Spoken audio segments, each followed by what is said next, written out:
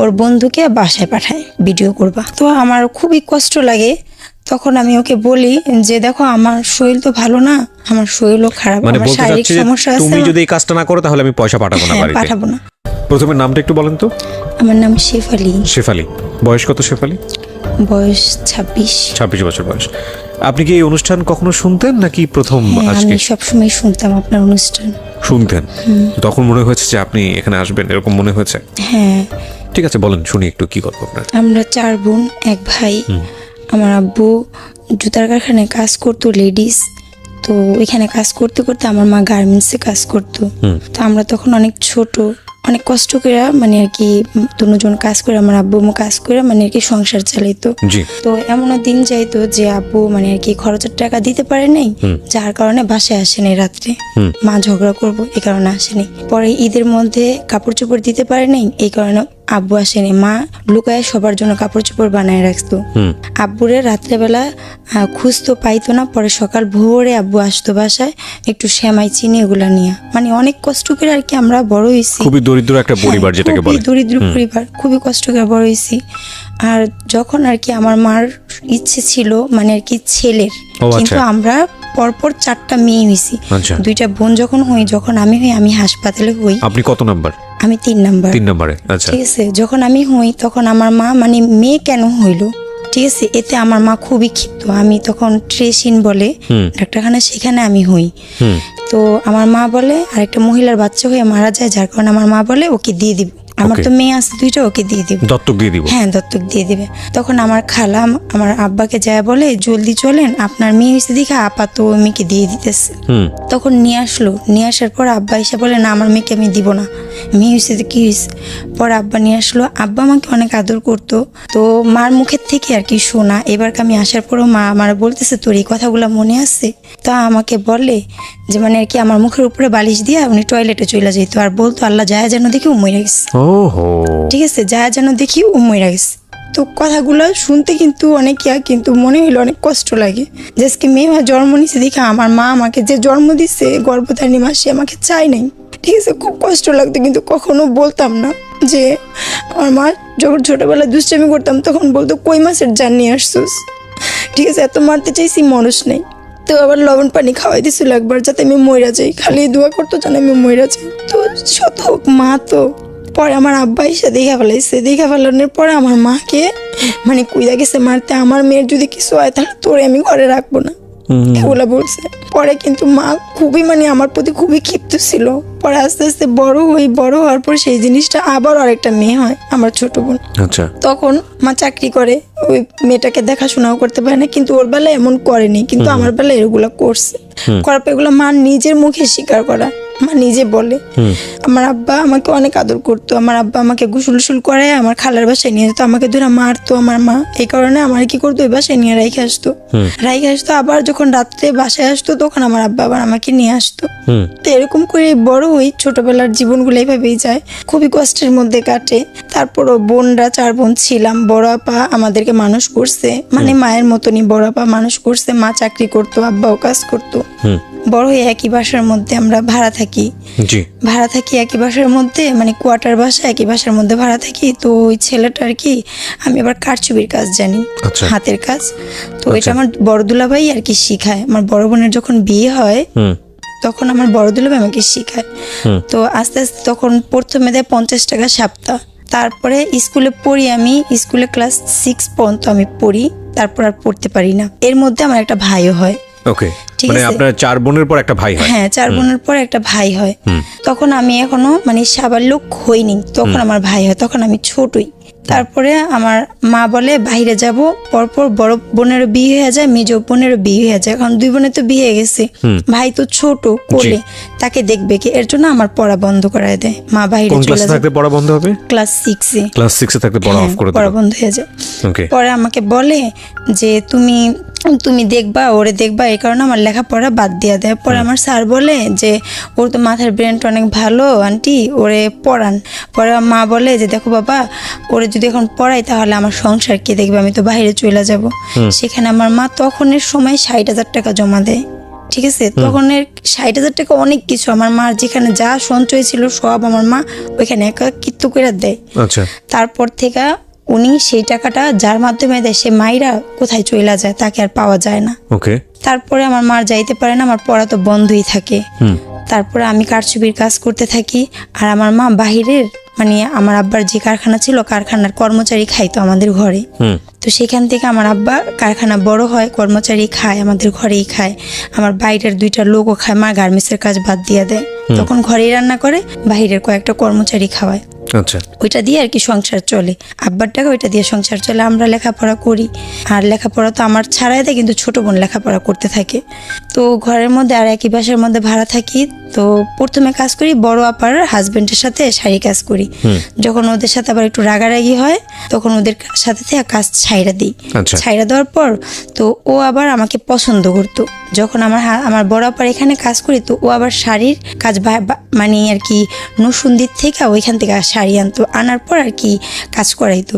তো বলছে যে আচ্ছা আমার শাড়ি করেন, আমি আপনাকে টাকা বাড়াই দিব, নগদ দিয়ে দিব। তো বলতেছে ঈদ আইসা পড়ছে, কুরবানি ঈদ, বলছে যে আপনারা নাইট করে আমার এই শাড়িগুলো নামায় দেন, আমি আপনার সাথে করবো। তো আমি আবার আমার বাসার থেকে বড়াপার বাসায় যায় আমার বড়াপার বাসায় কাজ করতাম, আর শাড়ি ও দিত। তো খুব কালো ছিল, আর ওর একটা রোগ ছিল যক্ষা, যেটাকে টিবি বলে, ঠিক আছে, সেটা ছিল। তো আসতো না, আমি ওকে দেখতে পারতাম না। তো দেখতে পারতাম না, আমি বলতাম মানুষকে নিন্দাইতে নাই, কিন্তু তখন মানে আর কি এরকম মানে একটা অহংকার বোধ কাজ করতো আমার ভিতরে। তো ও আইসা যদি পানি চাইতো তখন আমি বলতাম পানি বাইরের থেকে খাইতে পারো না, আমি আবার বলতাম পানি বাইরের থেকে খাইতে পারো না। আমার বড় আপাকে বলতো ও এমন করে কিসের জন্য, এই কথা আবার বলতো। তখন আমার দুলাভাই বলতো বাদ দেওয়ার কথা, ঠিক আছে, আমি সহ্য করতে পারতাম। যখন চলে যেত তখন আমি অনেক ভ্যান ভ্যান করতাম, অনেক কিছু বলতাম। ও আসতো, আসার পর বলতো আমার শাড়ি করেন না, কটা শাড়ি আসতে নামায় দেন, আমি নগদ টাকা দিব, লাগলে বাড়ায় দিব না, নাইট করে ঈদ আইসা পড়ছে নামায় দেন। তখন আমি আবার ওকে কাল্লু বইলা চেতাইতাম, মানে ও খুব কালো ছিল তো, ঠিক আছে, শর্ট ছিল, কালো ছিল, এই কারণে ওকে আমি কাল্লু কইলাম।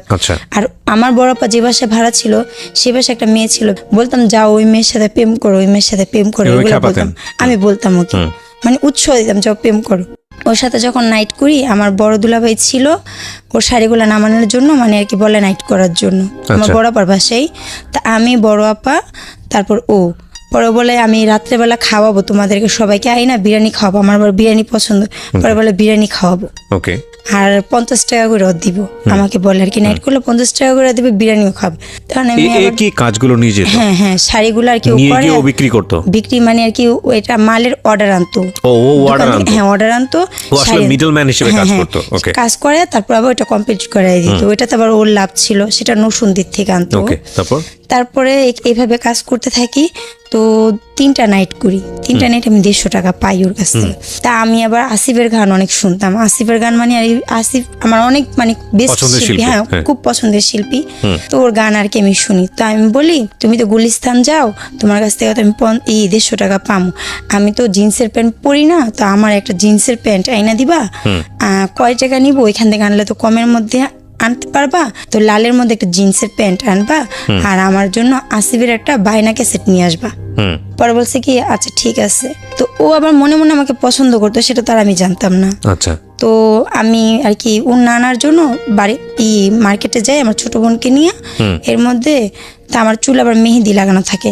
তো আমি যাই আর বলছি চুলের একটা কালার এনে দিতে, মানে চুল কালার করব, কালার এনে দিতে, আর কয় টাকা হয় আমি তোমাকে দিয়ে দিব। এই কথাটা আর কি বলি, কিন্তু ফ্রি ছিলাম খুব, কোনো খারাপ কোনো কিছুই ছিল না। তো আর কি আমাকে বলে আচ্ছা ঠিক আছে আমি আয়না দিব। তো আমাকে চুলের কালার আয়না দেয় একটা, আর একটা আসিফের পোস্টার, আসিফের গানের ক্যাসেট, জিন্সের প্যান্ট আনে নাও, ঠিক আছে, আর একটা ব্রেসলেট আনে পাথরের, একটা খাপের ভিতরে ভরা, আর তার ভিতরে একটা কাগজ বাস করে ছোট করে বাস করে রাখা একটা কাগজ। তখন আমি আসি, ওটা শপিং ব্যাগের মধ্যে পিন মারা, তখন সবগুলো ঢুকে আর কি পিন মেরা থুইছে। তখন আমি আসি মার্কেট থেকে আসার পর মা বলতেছে তো আনছে, ওই দেখ শোকেসের উপরে থুয়ে গেছে। তা আমি এবার খোলার পর আমি কি ওরে আমি প্যান্ট আনতে বলছি, ও প্যান্ট আনে নেই গা, ও কি নিয়ে আসছে ওগুলা, ছবি পোস্টার আনছে, ক্যাসেট আনছে, আর কালার আনছে, আর কি আনছে। পরে ওটা খোলার পরে ওটার ভিতরে পয়রা দেখি চিঠি, একটা চিঠির ভিতরে লেখা আছে শেফালি তোমাকে আমার ভালো লাগে তাই এত কিছু দেয়া। আচ্ছা। আমার তো মাথা খারাপ হয়েছে, তুই কি আমি কি, তুই আমার পছন্দ করস? মানে আপনি চিন্তাই করেন না আমি চিন্তাই করিনি, আমার তো মাথা খারাপ হয়ে গেছে। এখন আমি উন্না আনতে গেছি জামার সাথে ম্যাচিং করে, উন্না আর কি ম্যাচ হয়নি। আমি তো রাগে ফায়ার।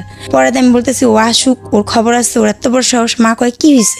আমি কি, ও আমার এগুলো লিখছে, ওর এত বড় সাহস, ও আসুক খালি, ও আসলে বলবা বসতে, আমি আসতেছি।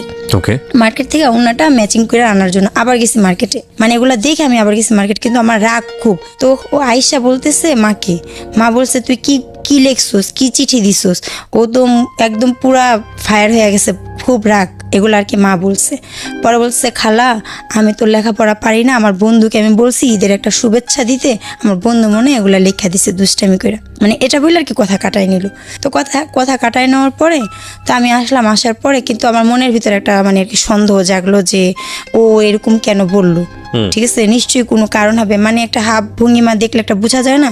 তারপরে দিয়া যাক, এখন আমি আর কি বললাম মাকে, যাচ্ছে ঠিক আছে যাক, ওর সাথে আমি আর কথা বলবো না, ওর সাথে আমি আর কোনো কথা বলিনি, মানে রাগ আমি খুব। এখন না আমার একটা বান্ধবীর ভাই বলতেছে আপু আপনি তো প্রেম করেন না, একটা ছেলের সাথে কথা বলা দেখেন, যদি ভালো লাগে তাহলে আর কি রিলেশন করবেন। তখন আমি কারো কোনো রিলেশনের মধ্যে জড়াইনি। তখন আমরা একসাথে মানে আর কি ঈদের দ্বিতীয় দিন আর কি সকালবেলা রিক্সায় যখন উঠবো, ওই ছেলে আমি আমার বোন, ছোট বোন, আমরা যখন রিক্সায় উঠবো তখন এর দেখে ফেলাইছে, কিন্তু অরিজিনালি কিন্তু কিছুই না। তা আমার বান্ধবী ছিল, বান্ধবীর ভাই ছিল, সবাই ছিল, দেখে ফেলেছে। এখন তো আমি তো ভয় নি, আল্লাহ মাকে যদি বলে তাহলে তো মা মারবো বাসায় গেলে। এখন ওকে আবার সেটিং দেওয়ার জন্য ওর সাথে আবার কথা বলছি। পরে বলতেছে না, পরে আমার বলতেছে তুমি কি আমার সাথে রাগ করে আসো, আইসক্রিম খাও। কোন আইসক্রিম? আমি আবার কোন আইসক্রিম পছন্দ, কোন আইসক্রিম খাও।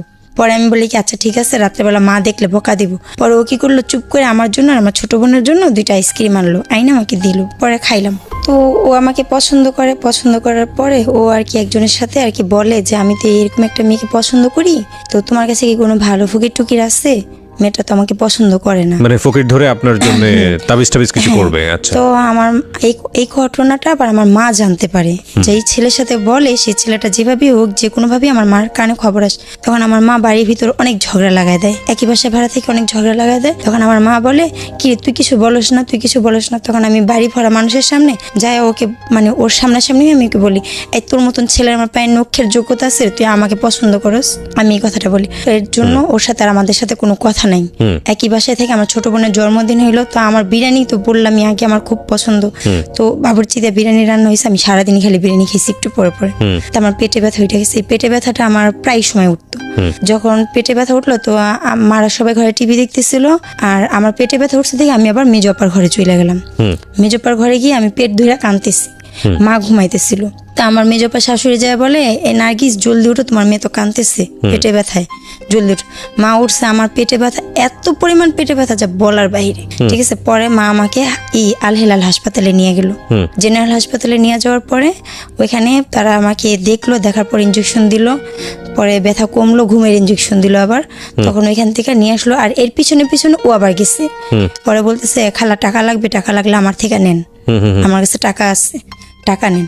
পরে বলতেছে না টাকা লাগবে না। পরে মানে আর কি আমার নিয়ে এই হাসপাতাল বাসায় নিয়ে আসলো। নিয়ে আসার পরে মানে আর কি যখন ইঞ্জেকশনের সব পাওয়ারটা চলে গেলো, আবার পেটে ব্যথা। এই পেটে ব্যথা করতে করতে পরে মানে আর কি আমি 12 দিন মানে ঘরের ভিতরে রেখে আমাকে 5 দিন ট্রিটমেন্ট দেয়, আমাকে ইঞ্জেকশন দেয়, ঘুমের ইঞ্জেকশন, যেটাকে নেশার ইঞ্জেকশন বলে। তো আমার মামা এসে বলে তুই তো এইভাবে করে মেয়েটাকে মাইরা ফেলাবি। যখন ইঞ্জেকশনটা আমার স্যালাইনের ভিতরে পুশ হয়, তখন আমার পুরা হাত মানে জইলা পুরা ছাড়খাড় হয়ে যায়। ঠিক আছে, তখন বলতেছে মেয়েকে তুই ইঞ্জেকশন দিয়ে মাইরা ফেলাবি। কিসেন্ট হাসপাতালে ওনাদের কেমন ভাই হয়, আমাদের মামা লাগে, ওনার কাছে নিয়ে যায় ওকে দেখা। পরে নিয়ে যাওয়ার সাথে সাথে আমাকে ভর্তি করে কিসেন্ট হাসপাতালে শাহবাগ। পরে সেখানে ভর্তি করার পরে তো আমি 12 দিন না 10 দিন থাকি। থাকার পর ও আর কি যাই, তো ওর আবার টাকাও দিচ্ছিল আমার মাকে যে ধার নেন। তখন আমার মা কোনো দিশে মিশে না পেয়ে ওর থেকে বিপদের সময় টাকা নেই, একই বাসা ভাড়া থেকে সব ভুইলা যায়। তো আমাকে দেখতে যায়, আমাকে বলে কিছু খাবা, তখন আমাকে উপন্যাসের বই কিনা দিয়ে আসে পড়ার জন্য। তারপরে যখন আমি আসবো, আসার 2 দিন আগে আমি তো জানতাম যে আমাকে পছন্দ করে, আর আমি সে সবকিছুর প্রমাণ পাইছি। তো আমাকে একটা আম দেয়, তখন কিন্তু আমের সিজন না, একটা আম দেয়, আমটা খুবই সুন্দর আমার মনে আছে।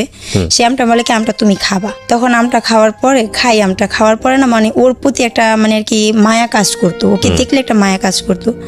যখন আমি আমার মাদের কাছে মানে ওকে না দেখতাম, তখন আমার মারা যেটা বলতো সেটাই ঠিক আছে। যখন আবার ওর কাছে যাইতাম তখন ওর কথাই ঠিক আছে, মানে এরকম পর্যায়ে চলে গেছি। আচ্ছা।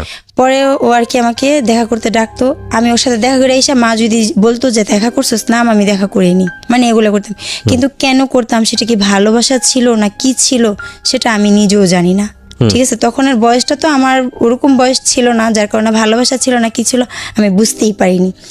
যাক, পরে আমার মা এখান থেকে আমার জন্য ছেলে দেখতেছে, ছেলে এসে দেখে গেছে, তো পছন্দ হয়েছে। পছন্দ হওয়ার পর আর এইখান থেকে মানে আর কি ও আমাকে বলে চলো শিপা আমরা চলে যাই, তোমার জন্য তো ছেলে দেখতেছে, চলো আমরা চলে যাই। আমি অসম্ভব, কখনোই না, আমি যাব না। আমি গেলে আমার বড় আপা এইভাবে বিয়ে করছে, আমি যদি এভাবে বিয়ে করি তাহলে আমার মা অনেক কষ্ট পাবে, আমি ওকে আবার বলছি। পরে ও বলছে আমার কাছে 10,000 টাকা আছে, চলো চলে যাই। তখন আমি ওকে না করছি ডাইরেক্ট, যে আমি যাব না, যদি আমার মা বাবাকে তুমি মানে আমাকে নিতে পারো তাহলে আমি যাব, তার আগে আমি কখনোই তোমার সাথে যাব না, আর এমন কোনো কিছু করবো না, এ কথা আমি ওকে বলি।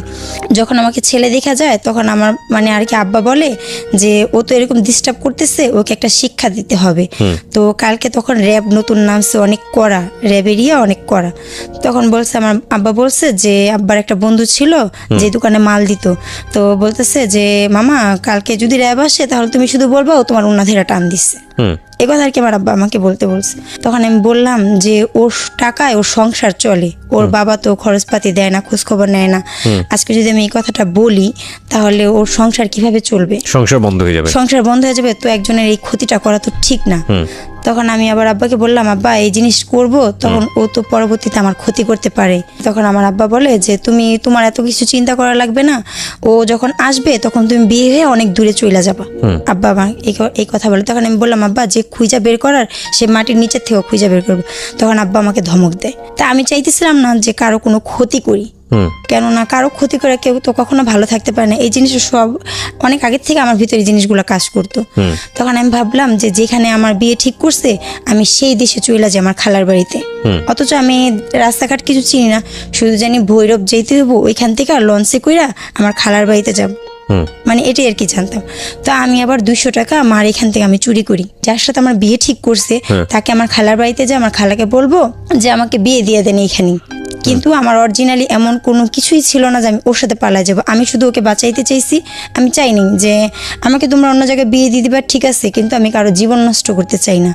আজকে ওকে মারধর করবে, ওর মা কাঁদবে, অভিশাপ দিবে, সেই অভিশাপগুলো তো আমার গায়ের হিসাব পড়বে অবশ্যই। ঠিক আছে, ভালো মানুষ বাঁচতেই পারে, সেটা তো কোনো অপরাধ না। ঠিক আছে, যার জন্য আমি এগুলো আর কি ভাবছি। তো আমি যখন ওকে বলি যাওয়ার কথা, তখন আমি সকালবেলা উঠার পর আমি আবার বালিশের নিচে একটা চিঠি লেখা যায়, মা আমি খালাম্মার বাসায় গেলাম, তোমরা আমার জন্য কেউ টেনশন করো না, ঠিক আছে। তো এখন ও বাড়িতে নেই, আমিও বাড়িতে নেই। তো আমার মা আবার বলল যে তোর আব্বাকে বল আধা কেজি আটা না 3 পা আটা আনতে। তা আমি আবার দোকানে গেছি, দোকানে যে আমি আব্বারে বললাম আব্বা 1/2 কেজি আটা না 3 পা আটা নিতে বলছে আম্মা। তো এই কথা বললে ওইখান থেকে ব্যাগ নিয়ে আমি বাইরে থেকেই চলে গেছি, আমি আর থামিনি। ও আবার ওর মার ব্যাংক ভেঙে ফেলাইছে, ভেঙে সব টাকাগুলো নিয়ে নিচ্ছে। ওর মা পয়সা টাকা টুকা জমাইছে, ওগুলো নিয়ে নিচ্ছে। নিয়ে নেওয়ার পরে ওর কাছে তখন টাকা ছিল না, কিন্তু ও তো পালায় যাবে আমার সাথে, কিন্তু আমার তো এগুলো ছিল না প্ল্যান। তো আমি যখন বাংলা স্কুলে এখানে যাই তখন আমি বললাম এরকম এরকম আব্বা বলছে তুমি চলে যাও এখান থেকে, আমি চাই না তোমার কোনো ক্ষতি হোক। তা আমি বাসে উঠি, গুলিস্তানের বাসে, ও আমার সাথে সাথে বাসে উঠে। ওঠার পর আমাকে বলে তুমি যেখানে যাইবা আমি তোমাকে সেখানে পৌঁছায় দিয়ে আসবো, চলো, তুমি তো চিনবা না, আমি তোমাকে দিয়ে আসবো। তো এই ভাইবা ও যায় আমার সাথে। যাওয়ার পরে আমি বলছি তোমার সাথে আমি যাওয়ার জন্য আমি আসিনি। পরে বলছে সমস্যা নাই, তাহলে আমি তোমার যে জায়গায় যাবে সেখানে আমি তোমার পৌঁছায় দিয়ে আসবো। তাই আমি ভাবলাম যে পৌঁছায় দিয়ে আসলে মানে তখন আমার সেন্সে এতটুকু কাজ করে নাই যে আমি যে ওর সাথে যাইতেছি তার পরিণতি কি হবে, ভালো হবে বা খারাপ হবে। তখন এখান থেকে গেলাম, যাওয়ার পরে তখন ছিল 15 আগস্ট শোক দিবস। আচ্ছা, ঠিক আছে। তো রাস্তাঘাট আমরা যখন গুলিস্তানে যাই সব গাড়ি ঘোড়া বন্ধ। এখন আমাকে বলে গাড়ি তো বন্ধ, কোথায় যাবা, এখন তো বাসাও যাইতে পারবা না, তাহলে চলো তুমি আমার দাদির বোনের বাসায় চলো, ওইখান থেকে কালকে আমি তোমাকে পৌঁছায় দিয়ে আসবো। তাই আমি ভাবলাম ঠিক আছে তাহলে যাই। তখনও আমি মাথায় আমার কোনো কাজই করতেছিল না। পরে গেলাম, যাওয়ার পরের মধ্যে আমার যেই মালিক মহাজনের কাজ করতাম শাড়ি কাজ, তার মোবাইলে ফোন দিলাম। ফোন দেওয়ার পর আমি বললাম যে খালেক ভাই মাকে বললেন যে আমি এরকম এরকম একটা মহিলার সাথে আছি, রাস্তায় তো হরতাল, এর জন্য যাইতে পারিনি, ওনার সাথেই আমি আছি, আমি খালামার বাসায় কালকে যাব, টেনশন যেন না করে, এটা আর কি আমি বলছি। বলার পরে উনি বলছে আচ্ছা ঠিক আছে। পরে বুঝা ফেলাইছে যে আমাকে নিয়ে ও পালাই গেছে, কিন্তু অরিজিনালি তো পালাই যায়নি। ঠিক আছে, তখন বলে তোমরা থাকো, 2 দিন পরে আমি তোমাদের বিয়ে করাই দিব, এই কথা বলে। কিন্তু আমি তো বিয়ে করবোই না, আমি তো ওকে বিয়ে করবই না। তো এখন অনেকভাবে ও বুঝায় আমাকে, বোঝানোর পর যেই নাম্বার থেকে আমরা ফোন দিই সেই নাম্বারে ওই মহাজন ফোন দেয়। ফোন দেওয়ার পর আমরা দুজন বইসা থাকি, ওইখানেই বসে থাকি। বসে থাকার পরে পরে জিজ্ঞাসা করে এখানে কি একটা মেয়ে আছে, মেয়েটার গায়ের রং এরকম, মেয়েটার চুলগুলা লাল। তখন আমি বলি বইলেন না, কিন্তু লোক বইলা দেয়। পরে ওইখান থেকে আমার দুলাভাইরা সবাই আর কি জিজ্ঞাসা করে এটা কোন জায়গা, কোন দেশ, জায়গার নাম জিজ্ঞাসা করে। ওইখান থেকে আমাকে নিয়ে রিটার্ন ব্যাক করে। আচ্ছা, তাড়াতাড়ি না বিয়ে করতে পারিনি। পরে ওইখান থেকে আসার পর ঢাকা আসি। ঢাকায় চলে আসি। হ্যাঁ, ঢাকায় আবার চলে আসি। ওর বাড়ি হলো শরীয়তপুর। ঠিক আছে, আমাকে নিয়ে শরীয়তপুর চলে যায়। শরীয়তপুর থেকে আমাকে নিয়ে আবার ঢাকা চলে আসে। ঢাকা আসার পর ওর চাচার বাসায় যায়। ওর চাচার মানে ওর চাচিও অনেক উল্টাপাল্টা কথা বলে, তুমি কি ও কি দেখছো হ্যান তেন অনেক কথা বলে। তখন আমি অনেক কাঁদার পর ও আবার ওইখান থেকে যেই ভাই মানে আর কি মিথ্যা কথা বললে আর কি করে তার কাছে যাই। এখন সে বলে শিপা এখানে থাইকো না 1 মিনিটও, এখানে থাকলে অনেক সমস্যা হবে, তোমার মারা পুলিশ আনছে এই সে অনেক ভয় দেখায়। যার কারণে ওইখান থেকে উনি যদি তখনও বলতো যে শিপা আমি তো বুঝতে পারিনি, ঝামেলা হইতেছে, তুমি চইলা যাও বাসায়, বিয়ে যেহেতু হয়নি চইলা যাও বাসায়, তাহলে আমি চইলা যেতাম। আমি তো ভয় পেতেছি, কারণ আমার বয়সটা তখন কম, আমি অতটা ভালোভাবে বুঝতাম না। কত বছর বয়স তখন? তখন আমার 13 বছর বয়স। 13 বছর বয়স, ওকে। ঠিক আছে, তা আমি ভয়ে নাই। পরে মানে আর কি 13 তো খালি পড়ছি আমি। ঠিক আছে, তখনের কথা। তখন আমি চইলা যাই ওইখান থেকে। ও আমাকে মুন্সিগঞ্জে নিয়ে যায়, ওর ফুপুর বাড়ি। ফুপুর বাড়িতে যাই, যাওয়ার পর ফুপুরা রাখার পর আমি যাই 15 তারিখে, আমার বিয়ে হয় 28 তারিখে। এতদিন পর্যন্ত ওর ফুপুর বাড়িতে আমি থাকি। মানে শেষ পর্যন্ত আপনি রাজি হলেন নাকি বিয়ে করতে? হ্যাঁ, পরে আমাকে বলে দেখো এখন তুমি যদি যাও, আমি খালি বলতাম আমি বাসায় যাব, আমি বাসায় যাব। তখন আমাকে বলে যে তুমি যখন বাড়িতে যাও, যে মাথা উঁচা করে তুমি দাঁড়াইতা, তোমার সাথে তোমার কিছু হয়নি, মানুষ তো তোমার খারাপ বলবে, বলবে তোমার সাথে আমার অনেক কিছু হয়েছে, অরিজিনালি তো কিছু হয়নি। তখন আমি চিন্তা করলাম ঠিকই তো বলছে। আর আমি আমার ভাইকে অনেক ভালোবাসতাম, আমার মাকেও আমি অনেক ভালোবাসতাম। তো খালি রাত্রেবেলা খালি কাঁদতাম, আমি আমার মার কাছে যাবো, আমি আমার মার কাছে যাই হোক। আপনি তারপরে ওকে রাজি হলেন? হ্যাঁ, পরে রাজি হই। উনাদের এখানে আমার বিয়ে হয়। বিয়ে হওয়ার পর এখানে আমরা সংসার করি। তার মানে একরকম জোর করেই আপনাকে আপনার হাজবেন্ড বিয়ে করলো। কিন্তু মানে এগুলো আর কি তখন তো আমি এটা বুঝতে পারিনি যে বিয়ে কাকে বলে। বিয়ে মানে সারা জীবন সুখে দুঃখে তার পাশে থাকা বা তার সাথে থাকা, এটাও আপনি বুঝেন? এটা আমি বুঝি নাই। বয়স তখন কত? ঠিক আছে, তো 13 তখন 13 বছর বয়স। আমি তখন ওর বয়স কত ছিল? ওর ভালোই বয়স ছিল, মানে আর কি আপনার চেয়ে কয় বছরের? আমার চেয়ে ওর 3 বছরের বড় ছিল। তাহলে তো ওর তো 14 15 16 বছর বয়স। ও তো ছোট। মানে আর কি ও নাকি ওর ফ্যামিলির সবার বড়। ও বলতো ওর বয়স বেশি, ফ্যামিলির মানে আর কি ওর চাচাতো ভাই বোন সবার বড়। আমার শ্বশুর সবার বড় ছিল, আর ও ছিল বড় সবার। মানে ও কি বিয়ের জন্য প্রাপ্তবয়স্ক ছিল? ওর নাকি ও 17 ছিল, 17 18 ওর ছিল। মানে দুজনেই খুব অল্প বয়সে, এটা বোঝা যাচ্ছে। হ্যাঁ, তো এখন মানে ওর যে ব্রেনটা ছিল, যে জ্ঞানটা ছিল, সেটা আমার ছিল না।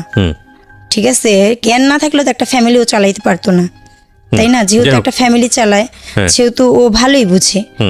ঠিক আছে, তো আমাকে এগুলা বলে। তো প্রতিটা মেয়ের মনের ভিতরেই একটা চাহিদা থাকে যে আমার হাজবেন্ড এমন হবে, বা আমার স্বামী এরকম হবে, বা আমার স্ত্রী এমন হবে। প্রতিটা মেয়ে বা ছেলের মধ্যে একটা চাহিদা থাকে, যেই চাহিদাটা আমার অপূর্ণ, আমার জায়গায় আমার অপূর্ণই রয়ে গেছে। আমি সেটা কখনোই, আমার সেই খালি জায়গাটা আমার অপূর্ণই খালি রয়ে গেছে, সেটা কখনো ভরেনি। ও হয়তো আমাকে পায় হ্যাপি, কিন্তু আমি ওকে পায় কখনো হ্যাপি হই নাই, কখনো সেইভাবে আমি খুশি হইনি। কিন্তু কখনো ভালো লাগতো না, মানে ও আমাকে ছুঁইতো বা কোনো কিছু করতো, সেই জিনিসগুলো আমার ভালো লাগতো না। ঠিক আছে, সেগুলো আমি করতাম বাধ্য হয়ে করতাম।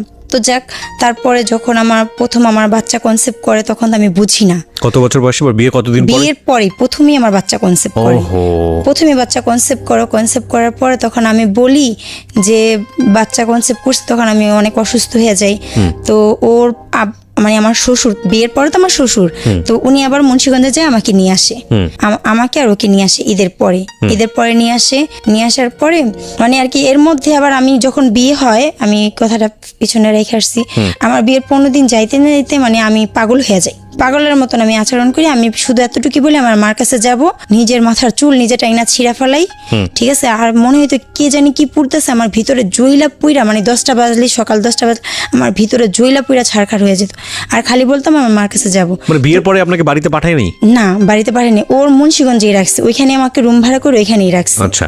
তো মানে আর কি অনেক কষ্ট করে আর কি সংসার চলতো, মানে ওই করতো, মানে জুতার আপারের কাজ করতাম। আর জুতার মধ্যে যে কারচুপির কাজটা হয়, পুঁতি চিমকি বসানো, সেগুলা ও ঢাকার থেকে নিয়ে যেত, ওইখানে আমরা দুজন কাজ করতাম।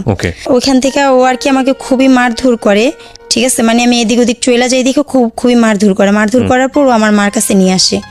বিয়ের 3 মাসের সময় আমার বাচ্চা সহকারে মানে নিয়ে আসার পর সে বাচ্চাটা আমার মা নষ্ট করে দেয়, রাখে না, নষ্ট করে। হ্যাঁ, ওইটি প্রথম বাচ্চা নষ্ট করে দেয়। ঠিক আছে, তারপরে মানে আর কি আমার মারা দিবে না, অনেক ওর থেকে ছাড়ানোর অনেক চেষ্টা করে, তখন আমি বুঝি না। তখন মানে আর কি আমাকে বলে বিয়ের পর স্বামী সব মানে আশেপাশের অনেকে মানে আর কি লুকায় আমাকে এগুলো বলতো। তারপর আমি আবারও 21 দিন পর আবার ওর কাছে চলে যাই। ওর কাছে চলে যে মারা অনেক ছাড়ানোর চেষ্টা করে, অনেক চেষ্টা করে ছাড়ি না, সংসার করতে থাকি। তারপরে এই যে আমার এই ছেলেটা আমার আবার কনসেপ্ট হয়, তখন আমি মেয়ে স্টোভে কাজ করি। মেয়ে স্টোভে কাজ করার পরে 6 মাসের মধ্যে মেয়ে স্টোভে কাজ করি আমি। কাজ করার পর যখন বাচ্চা কনসেপ্ট করে, তখন আবার এখান থেকে চাকরি ছেড়ে দিই। ছেড়ে দেওয়ার পর খুবই কষ্টে আর কি দিন যাইতো। ও খুবই মারধর করতো আমাকে, খুবই মারতো। তো যে বাসা ভাড়া ছিলাম সে বাসায় উনি আমাকে বলতো, ভাড়াটিয়া আপা বলতো, সে পা এখনো সময় আছে, চইলা যা, এগুলো বলতো, এখনো সময় আছে, চইলা যা। ও কি তুই কি? আমি বললাম যে একটা বাচ্চা নষ্ট করছি, মরলে তো আমার কবর হিসেবে আমার দেয়া লাগবে, আমারটা তো কেউ দিবে না, ঠিক আছে, আমার বাচ্চা নিয়ে যদি আমার ফ্যামিলি আমাকে নেয় তাহলে আমি যাবো। তা আমি আমার ফ্যামিলিকে প্রস্তাব দিলাম, আমার বাচ্চা সহকারে আমাকে নিবা? পরে আমার দুলাভাই বললো, মেজে দুলাভাই না, নিবে না। তার জন্য আমি গেলাম না। ও আমাকে বলতো, সে পা অনেক কষ্ট করো, না খায় থাকো, চইলা যাও। আমার হাজবেন্ডও আমাকে বলতো, কিন্তু আমি যাইনি। বাচ্চা হওয়ার পরে আপনি আর যাননি? না, বাচ্চা হওয়ার তখন বাচ্চা আমার কনসেপ্ট করছে, তখন অনেক চলে যাইতে বলছে, অনেক কষ্ট করি, না খায় থাকি সারা দিন। মানে জামাই বলতো চলে যাও? ও বলতো, মানে অনেক কষ্ট করি ওর কাছে। তখন আর আপনি যাননি? তখন আমি যাইনি, মানে তখন কষ্ট করছি কিন্তু আমি যাইনি। তারপরে বাচ্চা যখন আমার 5-6 মাসের পেটে, তখন ও আমাকে ভাত দিছি, ভাতের বল সহকারে, যে কোন কথা জানি ভাতের বল আমার মুখের উপরে মাইরা, আমি নিচে বসো, খাটের উপর এক লাথি মারছে আমায়। তখন আমি পিড়িতে বসেছিলাম, পিড়ি থেকে আমি পড়ে গেছি। মানে ও খুবই মারধর করতো।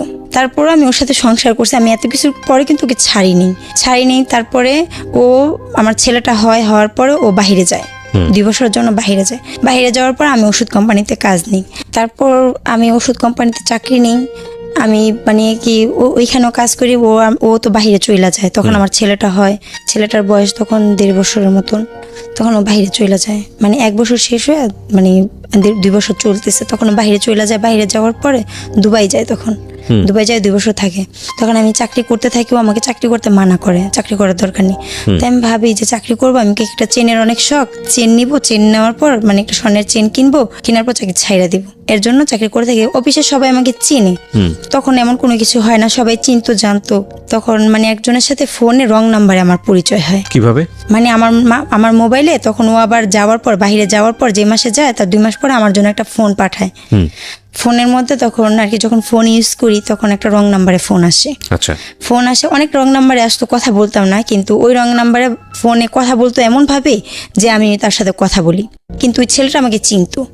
মানে এটা আর কি ওরা আর কি বন্ধুরা প্ল্যান করে আমার সাথে কথা বলে। ছেলেটা চিনতো কিভাবে? ওর এক বন্ধু বলতো যে মেয়েটাকে এরকম আমি ফোন দিই, মেয়েটা আমার সাথে কথা বলতে চায় না, পরে বলে দে, আমি কথা বলে দেখ। এবং আপনি দেখা করতে যান? হ্যাঁ, দেখা করতে যাই। কথা বলার কতদিন পরে দেখা করতে যান? মানে কথা বলার মনে হয় মাসখানেক পরে। তখন আপনার হাজবেন্ড? ও তো বাইরে দুবাই থাকে। তখন হ্যাঁ, তারপর তো তখন আমি ওষুধ কোম্পানিতে কাজ করি। তখন আপনার একটা বাচ্চাও আছে? হ্যাঁ, বাচ্চাও আছে। জি। তো কথা বলার পর, আমার ছেলে তো ছোট, একদম ছোট। তো কথা বলার পরে ও আর কি আমার সাথে দেখা করতে চায়। দেখা করার পর আমি তো বলি না আমার বিয়ে হয়েছে। যখন দেখা হয়, তখন দেখা হওয়ার পর আমি বলি, আমাকে দেখা আপনার কি মনে হয়? কয় ভালো। আমি কি ভালো না, আমি ম্যারিড, আমার একটা ছেলেও আছে, আমার হাজবেন্ড বাইরে থাকে। এই কথাটা আমি বলে দিই।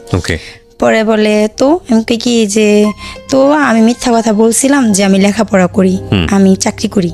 পরে ওর সাথে মানে এমনি কথাবার্তা বলি, কিন্তু ও ছিল ড্রাইভার। আচ্ছা। ও আমার সাথে মিথ্যা কথা বলে।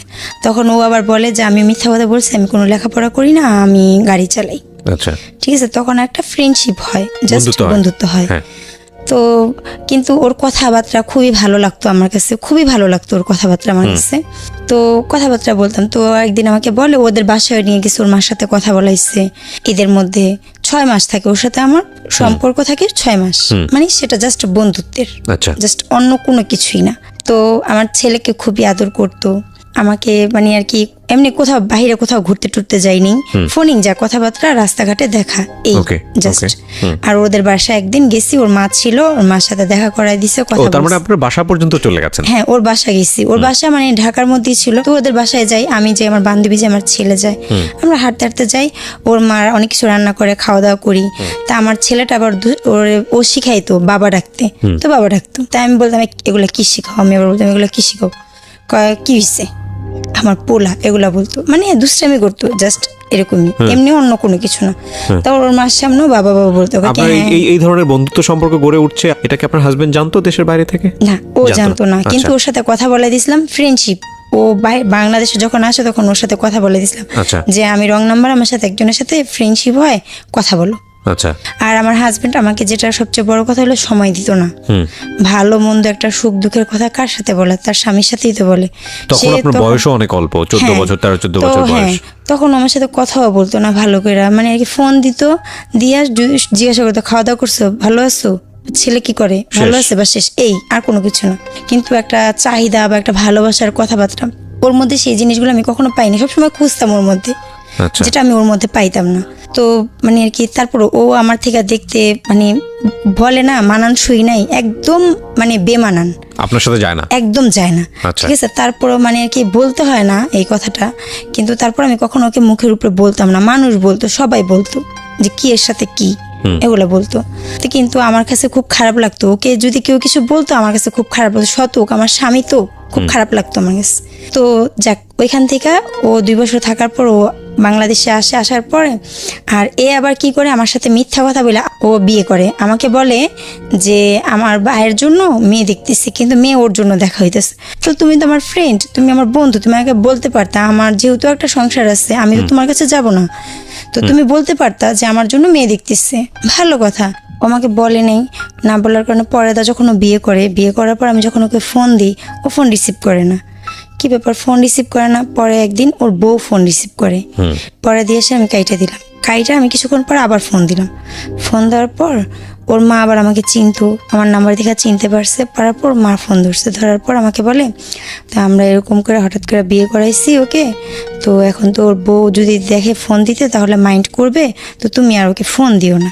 তারপরে ওর সাথে আমার সবকিছু বন্ধ, আমি আর ওকে ফোন দিই না, ও আমাকে ফোন দেয় না। তা আমি আমাদের অফিস থেকে পিকনিকে নিয়ে গেল, পিকনিকে গেলাম। তো সেখান থেকে ও আবার আমাকে একদিন যখন আসি তখন ও আমাকে দেখে রিক্সায়, ও যাইতে থাকে, আমি হাইটে আসতে থাকি। আমার ছেলে তখন মানে ছোট ছোট পা দিয়ে হাঁটে, ওকে নিয়ে গেছিলাম। তখন ওকে নিয়ে আমি আসতে থাকি, তখন দেখার পর রিক্সা থামায়, আমার সাথে কথা বলার পর তো কথা বলি জাস্ট কথাই। তারপরের থেকে মানে ও আবার আমার পিছনে ঘোরা শুরু করে দিল, মানে ওর ভিতর একটা ভালো লাগা কাজ করলো। তখন মানে ওর কেন ভালো লাগছে তা জানি না, খুব ভালো লাগছে। তখন বারবার ফোন দেয়। তখন আমার কথা হলো তুমি বিয়ে করছো, তোমার সংসার আছে, এখন তোমার সাথে আমার কথা বলা ঠিক না, এর জন্য আমি কথা বলতে চাইতাম না। ও বারবার ফোন দিত। পরে আমি কি বলছি, ফোন বন্ধ। আপনি বিয়ে করেছেন, হ্যাঁ, আমার সংসার থাকার পরও আপনি ওনার সঙ্গে বন্ধুত্ব করেছেন। সো ওর তো আপনার সাথে বন্ধুত্ব করতে গেলেও তো ওর তো যুক্তি থাকতে পারে যে না আমারও সংসার আছে, আমি তোমার সাথে কথা বলবো, কিন্তু সমস্যা ছিল না। কিন্তু আপনি ওকে না করতেন কেন? কারণ আমি ওকে না করতাম কেননা ওই যে ওর মা আমাকে বলছে, যে ওর মা ওকে বলেছে, সে কারণে এই কারণে আমি বলতাম না। কারণ একটা স্ত্রী স্বাভাবিক সন্দেহ করতে পারে, নতুন বিয়ে করছে, অশান্তি হইতেই পারে স্বাভাবিক, একদিন 2 দিন। তার আগ পর্যন্ত আপনার হাজবেন্ড জানে না যে আপনারও এই ছেলেটার সঙ্গে বন্ধুত্ব হয়েছে? না। ওকে। তখন মানে আর কি আমি কি করলাম, ও ফোন দেয় দেখে আমি সিম চেঞ্জ করে ফেলাইলাম। পরে ওর বন্ধুকে আমার বাসায় পাঠাইলো, বলছে যে সিম চালু করতে, না হলে ভাই উপরে আসবে। আমি কি আল্লাহ মান সম্মান সব, মানে ওর বন্ধুকে পাঠাইছে। আচ্ছা, তখন আপনি অফিসে? আমি অফিস থেকে আইসা আমি ফ্রেশ ট্রেশ হয়ে আমি শুয়ে রইছি। ওর বন্ধুকে পাঠিয়েছে? ওর বন্ধুকে বাসায় পাঠাইছে। বাসায় আইসা, আপনার বাসায় কে কে ছিল? আমি আমার মার সাথে থাকতাম। আপন মায়ের সাথে? হ্যাঁ, আপন মায়ের সাথে থাকতাম। মানে 3টা রুম ছিল, একটা রুমে ওই যে মেস থাকতো, মানে আর কি আমাদের পরিচিত 2জন আত্মীয় ছিল, আর 2জন ছেলে থাকতো। বাইরের লোকজন খায় চলে যাইতো। আর এক রুমে আমার মা ছিল, এক রুমে আমি আমার বোন থাকতাম, ছোট বোন। তখন আমার ছোট বোনের বিয়ে হয়নি, তখন আমরা থাকতাম। পরে তাড়াতাড়ি সিম অন করছি, অন করে বলে তোমার সমস্যা কি, তুমি কি চাও? পরে বলে কয় কি যে আমি তোরে চাই, আমি তোরে চাই, আমাকে এগুলো বলতে আমি তোরে চাই। আমি দেখো তোমার বিয়ে হয়েছে, এগুলো কথা বাদ দাও, তোমার আল্লাহর দোহাই তুমি আমাকে ফোন দিও না। যদি তুমি আমাকে এক মুহূর্তের জন্য কখনো বন্ধু মনে করে থাকো তাহলে তুমি আমাকে ফোন দিও না, ঠিক আছে? তুমি তো আমার সাথে বেইমানি করছো, তুমি বিয়ে করছো, তুমি আমাকে বলতে পারতা। ও আর কি আমাকে আর কি ওইখান থেকে ওর সাথে আমার শেষ হয়ে যায়। শেষ হয়ে যাওয়ার পর আমাকে ফোন টোন দেয় না। তারপর আমি চাকরি ছেড়ে দিই। আমার হাজব্যান্ড বাহির থেকে চলে আসে। চলে আসার পর এখানে আমরা আবার সংসার করতে থাকি, ঠিক আছে। আবার 2 বছর সংসার করি। 2 বছর থাকার পর আবার বাহিরে চলে যায়। বাহিরে যাওয়ার পর তখন ওকে আমি বলি কিস্তি মিস্তি উঠায় পাঠানো হয়, ওকে আমার নামে কিস্তি থাকে। তখন কিস্তির লোনটা থাকে কম, 7,000 টাকা থাকে কিস্তির লোনটা, 7,200 টাকা মাসিক কিস্তি। তো সেটা শোধ হয়। শোধ হওয়ার পর আমি 90,000 টাকার লোন আবার উঠাই। তো ওকে আমি বলি তুমি যে টাকাটা পাঠাও সেই টাকাতে তো সংসার হয় না, কিস্তি মিস্তি দিয়া ছেলের স্কুলে ভর্তি করছি, ওকে আর কি হয় না আমার। তখন আমাকে বলে কাজ কর, কাজ করলে তো সমস্যার সমাধান হয়ে যায়। আমি যদি কাজই করি তাহলে তোমাকে আমি কষ্ট করে বিদেশ কেন পাঠাইলাম? আমার কথা হয়েছে এটা। এই ওষুধ কোম্পানিতে তখন আমি প্রোডাকশনে মানে আর কি ওয়ার্কারে কাজ করতাম, ঠিক আছে। প্রোডাকশনে কাজ করতাম, ওষুধ প্যাকিং করতাম। কত টাকা বেতন পেতেন? তখন বেতন পেতাম খুবই কম, 1800 টাকার মতন বেতন পেতাম। সারা মাস কাজ করে? হ্যাঁ, সারা মাস কাজ করে 1800 টাকার মতন বেতন পেতাম। তারপরে যখন ঢুকলাম আমি অনেকদিন পর, তখন আমি 4,500 টাকার মতন বেতন পেতাম। আচ্ছা, তারপর? ঠিক আছে, মানে 4600 টাকার মতন লাঞ্চ বিল নিয়ে 4600 টাকার মতন। তারপরে ও আমাকে বলে, আমি এখানে যাই, যাওয়ার পর আমি রান্নার কাজে ঢুকি। স্যারের সাথে কথা বলে, সবাই তো আগেই চেনা জানা ছিল, খুব লজ্জা লাগতো রান্নার কাজ করব, খুবই নিজের কাছে খুব খারাপ লাগতো। তো রান্নাটা করতে হইতো। অফিসের পিছনে একটা গেট ছিল, সেই গেট দিয়ে যায় ঘুরা যায়, মানে সেই জায়গায় যায় চুলা ছিল, সেই জায়গায় যায় রান্না করতে হতো। উপর থেকে নিচে নেমা, মানে 6 তলার উপর থেকে নিচে নেমা, পিছনে যায় রান্না করতে হতো। বাজার টাজার ওইখানে এনে দিত। তো ড্রাইভাররা পিছনে থাকতো, ওইখানে রুম ছিল, ওইখানে ড্রাইভাররা থাকতো। তো আমাকে বলতে সে পেলাপা আমি বিয়ে করলে কখনো বউ রেখে বিদেশ যাব না, এগুলা বলতো আর কি। কে বলতো এটা? ড্রাইভার, ওষুধ কোম্পানির ড্রাইভার, ওই অফিসের ড্রাইভার ছিল। ড্রাইভার ছিল। তো আমাকে বলতো যে শিপেলাপা আপনি আপনার হাজবেন্ড আপনাকে রেখা বিদেশ গেছে, আমি বিয়ে করলে কখনো বউ রেখা বিদেশ যাব না, এই কথাগুলো বলতো। তো মানে ওই জায়গায় আবার গাছে থেকে পেঁপে টেপে পায়রা আনতো, ভর্তা বানাইতো, আমাকে সাধতো, আমি রান্না করতাম, সাধতো। আর ওদের মেসেরও একটা মহিলা আন্টি ছিল, ওদের রান্না করতো। তো দুজনই পাশাপাশি 2 চুলায় রান্না করতাম। উনি রান্না করতো মেসের, আর আমি স্টাফদের স্যারদের রান্না করতাম। ও আর কি আমার সাথে দুষ্টামি করতো, এটা বলতো কি আমার জন্য একটা মেয়ে দেখেন না শিপেলাপা, একটা মেয়ে দেখেন না, একটু কথা বলবো, একটু দুষ্টামি করবো, প্রেম করবো, এগুলো বলতো। তখন আমি বলতাম যে এই বারবার এগুলা বলেন, আপনার কেমন মেয়ে দরকার? আমি এবার দুষ্টামি করে, আমি ফ্রি ছিলাম, বলতাম দুষ্টামি করতে করতে। কাজের ক্ষেত্রে অনেকে অনেক কথা বলতেই পারে, তো বলতাম। তো আমি বলতাম কেমন মেয়ে দরকার আপনার? পরে বলে আপনার মতন হইলে চলবে, আমাকে আবার বলতো। তো আমি বললাম তাহলে আপনি আমার নাম্বারটাই নেন। আমি এবার এই কথা বলছি, আমার নাম্বারই নেন।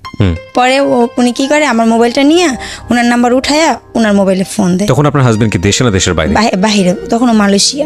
দুবাই থেকে তো আইসা থাকলো 2 বছর, তখন আপনার হাজবেন্ড আবার চলে গেল। হ্যাঁ, মালয়েশিয়া চলে গেল। পরে ও আমাকে বলে যে আমাকে ফোন দেয়, ফোন দিয়ে বারবার ও ফোন দিয়ে ও কথা বলে। আপনার কি ওই সময় ওই ছেলেটাকে ভালো লাগতো নাকি এমনিতেই? মানে ভালো লাগতো, মানে স্মার্ট ছিল, মানে একটা মেয়ে যেরকম একটা ছেলে বা যেরকম একটা মানুষকে সবসময় মানে আর কি পছন্দ করে, ওর মধ্যে সেরকম সবকিছুই ছিল। তো সে কারণে আপনি ওকে ইচ্ছা করে নাম্বারটা দিয়েছেন? ইচ্ছা করে না, এটা দুষ্টামির মধ্যেই দেওয়া হয়েছে। কিন্তু যে ওর সাথে রিলেশন করবো বা কোনো কিছু, এগুলা তখন মাথার ভিতরে আনিও নাই, এগুলা ভাইবাও দিইনি। ঠিক আছে, দুষ্টামির মধ্যে দিয়ে দিছি নাম্বার। ও ফোন দিত তো দুষ্টামি করতাম। তো মানে কিছুদিন কথা বলার সাথে সাথে, মানে 10-12 দিনও যায়নি, কথা বলতে না বলতে আমার হাজবেন্ডের কানে চলে গেল। চলে যাওয়ার পর আমাকে জিজ্ঞাসা করার পর তো আমাকে ও জিজ্ঞাসা করলো, আমি ওর কাছে স্বীকার যাই, হ্যাঁ কথা বলি।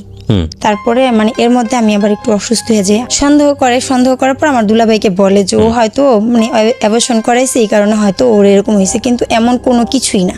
ও আর কি আমাকে দেখতাম 35টা কল, 36টা কল, 40টা কল ও আমাকে কল দিত। মোবাইল পকেটে রাখা থাকতো, ইউনিফর্ম পরা থাকতাম তো পকেটে রাখা থাকতো, তো সাইলেন্ট করে দিতাম। উপরে যখন যাইতাম তখন দেখতাম অনেক কল, ছাদে দাঁড়ায় ঘুরতাম আর কথা বলতাম ওর সাথে। ভালো লাগাটা শুরু হলো, তখন ও আমাকে বলল যে আমার হাজবেন্ড কিন্তু, আমার তো ওই শারীরিক সমস্যা হইতেই ছিল।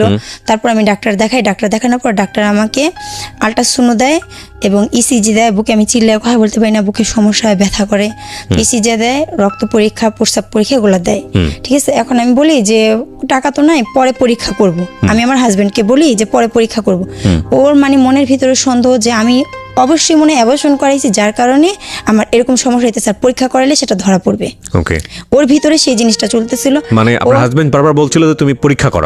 আমি বলছি টাকা তো নাই, সামনের মাসে তুমি দিলে তখন পরীক্ষা করাবো। আমি তো ওষুধ আনছি, ওষুধ খাইতেছি, আমার সমস্যাটা একটু সমাধান হইতেছে। পরে ও বলে না, পরীক্ষা করাইতে হইব। আর মানে আর কি পরীক্ষা করাইতে রিপোর্ট যখন নিয়ে যায়, পরীক্ষা করে আমি, ওর মার কাছ থেকে টাকা নেই।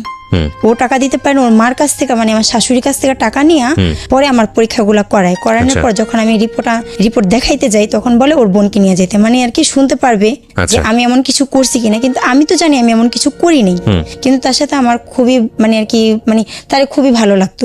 আর যখন আমার তখন পর্যন্ত কি আপনাদের সঙ্গে এমন কোনো সম্পর্ক গড়ে উঠেছে? না না, এমন কিছু হয়নি। এমন কিছু হয়নি। এমন কোনো সম্পর্ক বলতে আমি বলতে চাচ্ছি যে মনের আদান প্রদান বলতে যেটা বোঝায় আর কি। হ্যাঁ, মনের আদান প্রদান, ভালোবাসা, আমি ভালোবাসি তাকে, সেটা হয়েছে। হ্যাঁ, সেটা হয়েছে। ও আপনাকে ভালোবাসতো? হ্যাঁ, ও ভালোবাসতো। মানে একই অফিসে আপনারা দুজন কাজ করতেন এবং আপনাদের মধ্যে ধরনের একটা সম্পর্ক। ভালোবাসা। ওকে, তারপর ও আমাকে বললো, তো আমার ছেলে আবার যখন প্লেতে পড়ে তখন আমার ছেলের আবার এর মধ্যে আবার রেজাল্ট বের হলো, আমার ছেলে A+ পাইছে। আচ্ছা, তো ডক্টরের রিপোর্টের জায়গা থেকে যাই আবার। হ্যাঁ, তারপরে সেই রিপোর্টগুলো নিয়ে গেলাম, নিয়ে যাওয়ার পর বললো যে না সবকিছু ঠিক আছে, এমনিতেই সমস্যাটা হয়েছে আর কি, ডাক্তারে বললো। বোনকে নিয়ে গিয়েছিলেন? ওর বোন আর কি যাইতে পারেনি। আচ্ছা, ওর বোন যাইতে পারেনি, তা আমি আমার একটা বান্ধবীকে নিয়ে যাই। তো তারপর রিপোর্ট জানার পর আপনার হাজবেন্ড কি বললো? ডাক্তারের সাথে কথা বলাই দিই ওকে। কথা বলার পর কথা বলার পরে জানতে পারে যে না এমন কোনো কিছু নেই, কিন্তু আমার বুকে একটু সমস্যা আছে, আস্তে কথা বলতে বলছে। বেশি উত্তেজিত হইতে না করছে, আস্তে কথা বলতে বলছে। কারণ জোরে কথা বললে আমার শরীর হাত পা কাঁপে, বুকে ব্যথা করে, শ্বাস টান দিতে পারি না, যার জন্য এতটুকু সমস্যা ধরা পড়ছে, আর কোনো সমস্যা ধরা পড়েনি। তারপরের থেকে আমার সেটা ঠিক হয়ে গেছে। ঠিক হয়ে যাওয়ার পরে কিন্তু ও জানতেছে যে ওর সাথে আমি কথা বলি, এটা ও জানতেছে। তো আমার ছেলে পরীক্ষায় ভালো রেজাল্ট করে, তখন আমি বলি আমার ছেলে না অনেক ভালো রেজাল্ট করছে, A+ পাইছে, তো ম্যাডামদেরকে মিষ্টি খাওয়াইছে। পরে ও আমাকে বলে আমাকে মিষ্টি খাওয়াইবা না? তো আমি বললাম হ্যাঁ খাওয়াবো। আমাকে বলে আমাকে মিষ্টি খাওয়াবো না? তো আমি বললাম খাওয়াবো। তো বলতেছে আচ্ছা ঠিক আছে, কবে খাওয়াবা? আমি কি যখন বলবা তখনই খাওয়াবো। আমি আবার বলি যখন বলবা তখনই খাওয়াবো। তখন বলতেছে যে কোথায় খাওয়াবা? আমি কি যদি বাসায় আসো তাহলে বাসায় আসলে বাসায় এসে খাবা, আর যদি বলো যে দোকানে খাবা তাহলে দোকান থেকে খাওয়াবো। আমি আবার এই কথা বলছি, কিন্তু ও কোন মাইন্ডে কোন মিষ্টির কথা বলতেছে সেটা আমি কিন্তু বুঝিনি, সেটা আমি পরে বুঝছি। তো আমাকে বারবার খালি মিষ্টি মিষ্টি মিষ্টি খাওয়াইলা না, মিষ্টি খাওয়াইলা না, মিষ্টি খাওয়াইতে কি দোকানে যাইতে হয়? আমাকে এগুলো বল। তখন আমি না মানে ক্যাচ করলাম যে ও অন্য কিছুর কথা বলতেছে। তো ফার্স্ট ওর সাথে আমি বিমান বাহিনী জাদুঘরে যাই, ঠিক আছে? ও আমাকে বলে এক রিক্সায় উঠবো না, এক রিক্সায় আমি কখনো মেয়েদের সাথে উঠি নাই, এগুলো আর কি মানে কি দেখাইতেছে ও খুবই ভালো একজন। পরে আমি এই আইডিয়াল স্কুলের সামনে যাই, ওইখান থেকে রিক্সা নিয়ে দুজন যাই। আমরা যাওয়ার পর একটু শীতের দিন থাকে, তো ও আবার সোয়েটার পরে যায়, আমি বোরখা পরে যাই। যাওয়ার পর আসি যখন, তখন আমাকে বলে আমাকে আবার সেন্টার ফুড দেয় খাওয়ার জন্য। তো যখন আমরা আসতে থাকি রিক্সাতে করে, তখন আমাকে বলে যে এই মিষ্টি কিন্তু খাওয়াইলা না, আমাকে বলতেছে। আমি তো বুঝতে পারছি ও কোন মিষ্টির কথা বলতেছে। আচ্ছা, তখন আমি ওকে বললাম, তারপরে আমি বললাম রিক্সার ভিতরে, আমি বললাম মিষ্টি তো যেখানে সেখানে খাওয়ানো যায় না, তুমি কোন মিষ্টির কথা বলতেছো? আমি বুঝতে পারছি, আমি আবার বললাম। পরে বলে যে আমি কি ওইটার জন্য একটা ভালো একটা ওরকম সেফ জায়গা দরকার। আমি আবার ওকে বললাম, বলার পরে ও বলতেছে যে আমি যদি নিয়ে যাই তাহলে তুমি কি যাবা? সেই জায়গায় আমাকে বললাম। আমি আবার বললাম হ্যাঁ যাবো। তখন ও আমাকে বললো আচ্ছা ঠিক আছে। তো কথাবার্তা বলে আইসা পড়লাম। মানে আপনি ওকে অফার করেছেন? না, ও আপনাকে অফার করেছে। ও আমাকে অফার করছে। আমি তাহলে যেখানে সেখানে কি মিষ্টি খাওয়ানো যায়? আচ্ছা, আমি ইন ডিটেইলি জানতে চাচ্ছি না বিষয়গুলো, আমি শুধু এতটুকু পরিষ্কার হতে চাই যে একটা অনৈতিক এবং অবৈধ সম্পর্ক যেটাকে আমরা বলি, সেটা আপনারা সেই সম্পর্কের মধ্যে আপনারা গেছেন কি জান নাই? হ্যাঁ, গিয়েছিলাম। তো সে আমাকে আর কি বলে যে আমি যেখানে নিয়ে যাব। কমিটমেন্টের বেসিসে ছিল? কমিটমেন্ট বলতে আমি যেটা বোঝাচ্ছি যে না, আপনি বর্তমান যে সম্পর্কে আছেন সেই সম্পর্ক থাকবে না আপনার, সেখান থেকে বের হয়ে যাবেন, বের হয়ে আপনি ওর সাথে সংসার করবেন, নাকি বন্ধুত্ব, ভালো লাগা, প্রেম এখান থেকে হয়ে গেছে? জাস্ট প্রেম এটাই হয়ে গেছে, কিন্তু কোনো প্ল্যান ছিল না, কোনো ফিউচার ছিল না। ঠিক আছে, কিন্তু আমার যখন ওর সাথে ফিজিক্যালি সম্পর্ক হয় তখন আমার মধ্যে একটা কাজ করতেছিল যে আমি ওকে পাইতে চাই সারা জীবনের জন্য। যেহেতু আমি ওইখান থেকে আমি আসছি আর ওর ভালোবাসা পাইছি, এটাকে আমি হারাবো না, এটা যেভাবে হোক এটাকে আমি চাই। ঠিক আছে, তো আমি শুধু ওর পিছনেই ছুটছি, অন্য কোনো কিছুর কথা চিন্তাও করিনি, মাথায় নিইনি যে কি হবে, আমার সংসার আছে বা কিছু। তখন শুধু ওর কথাই চিন্তা করছি 24 ঘন্টা। করতো না, তখন আমাকে খারাপ কথা বলতো। হ্যাঁ, তখন আমাকে খারাপ কথা বলতো, মানে আর কি খুবই বাজে বাজে ধরনের কথা বলতো, মানে এত খারাপ কথা বলতো যেটা আমি ভাষায় প্রকাশ করতে পারবো না। আর ওর মানে আমি তো হ্যাঁ, আমি ওকে ভালোবাসছি, যাই করছি আমি ওকে ভালোবাসা করছি। আর এটা আমি জানি। আর আমি আমার ভালোবাসাটাকে, হ্যাঁ আমি এটা অবৈধ সম্পর্ক, যেটা আমার করা উচিত হয়নি, আমি একটা সংসারে থেকে এটা করছি, এটা খুবই খারাপ, কিন্তু আমি ওকে ভালোবাসছি। ওকে, আমার মন থেকে আমি ওকে ভালোবাসছি। আমি যেরকম সবসময় মনে মনে খুঁজতাম একজনকে, চাইতাম একজনকে, ও সেরকমই একজন। এর জন্য আমি ওকে ভালোবাসছি।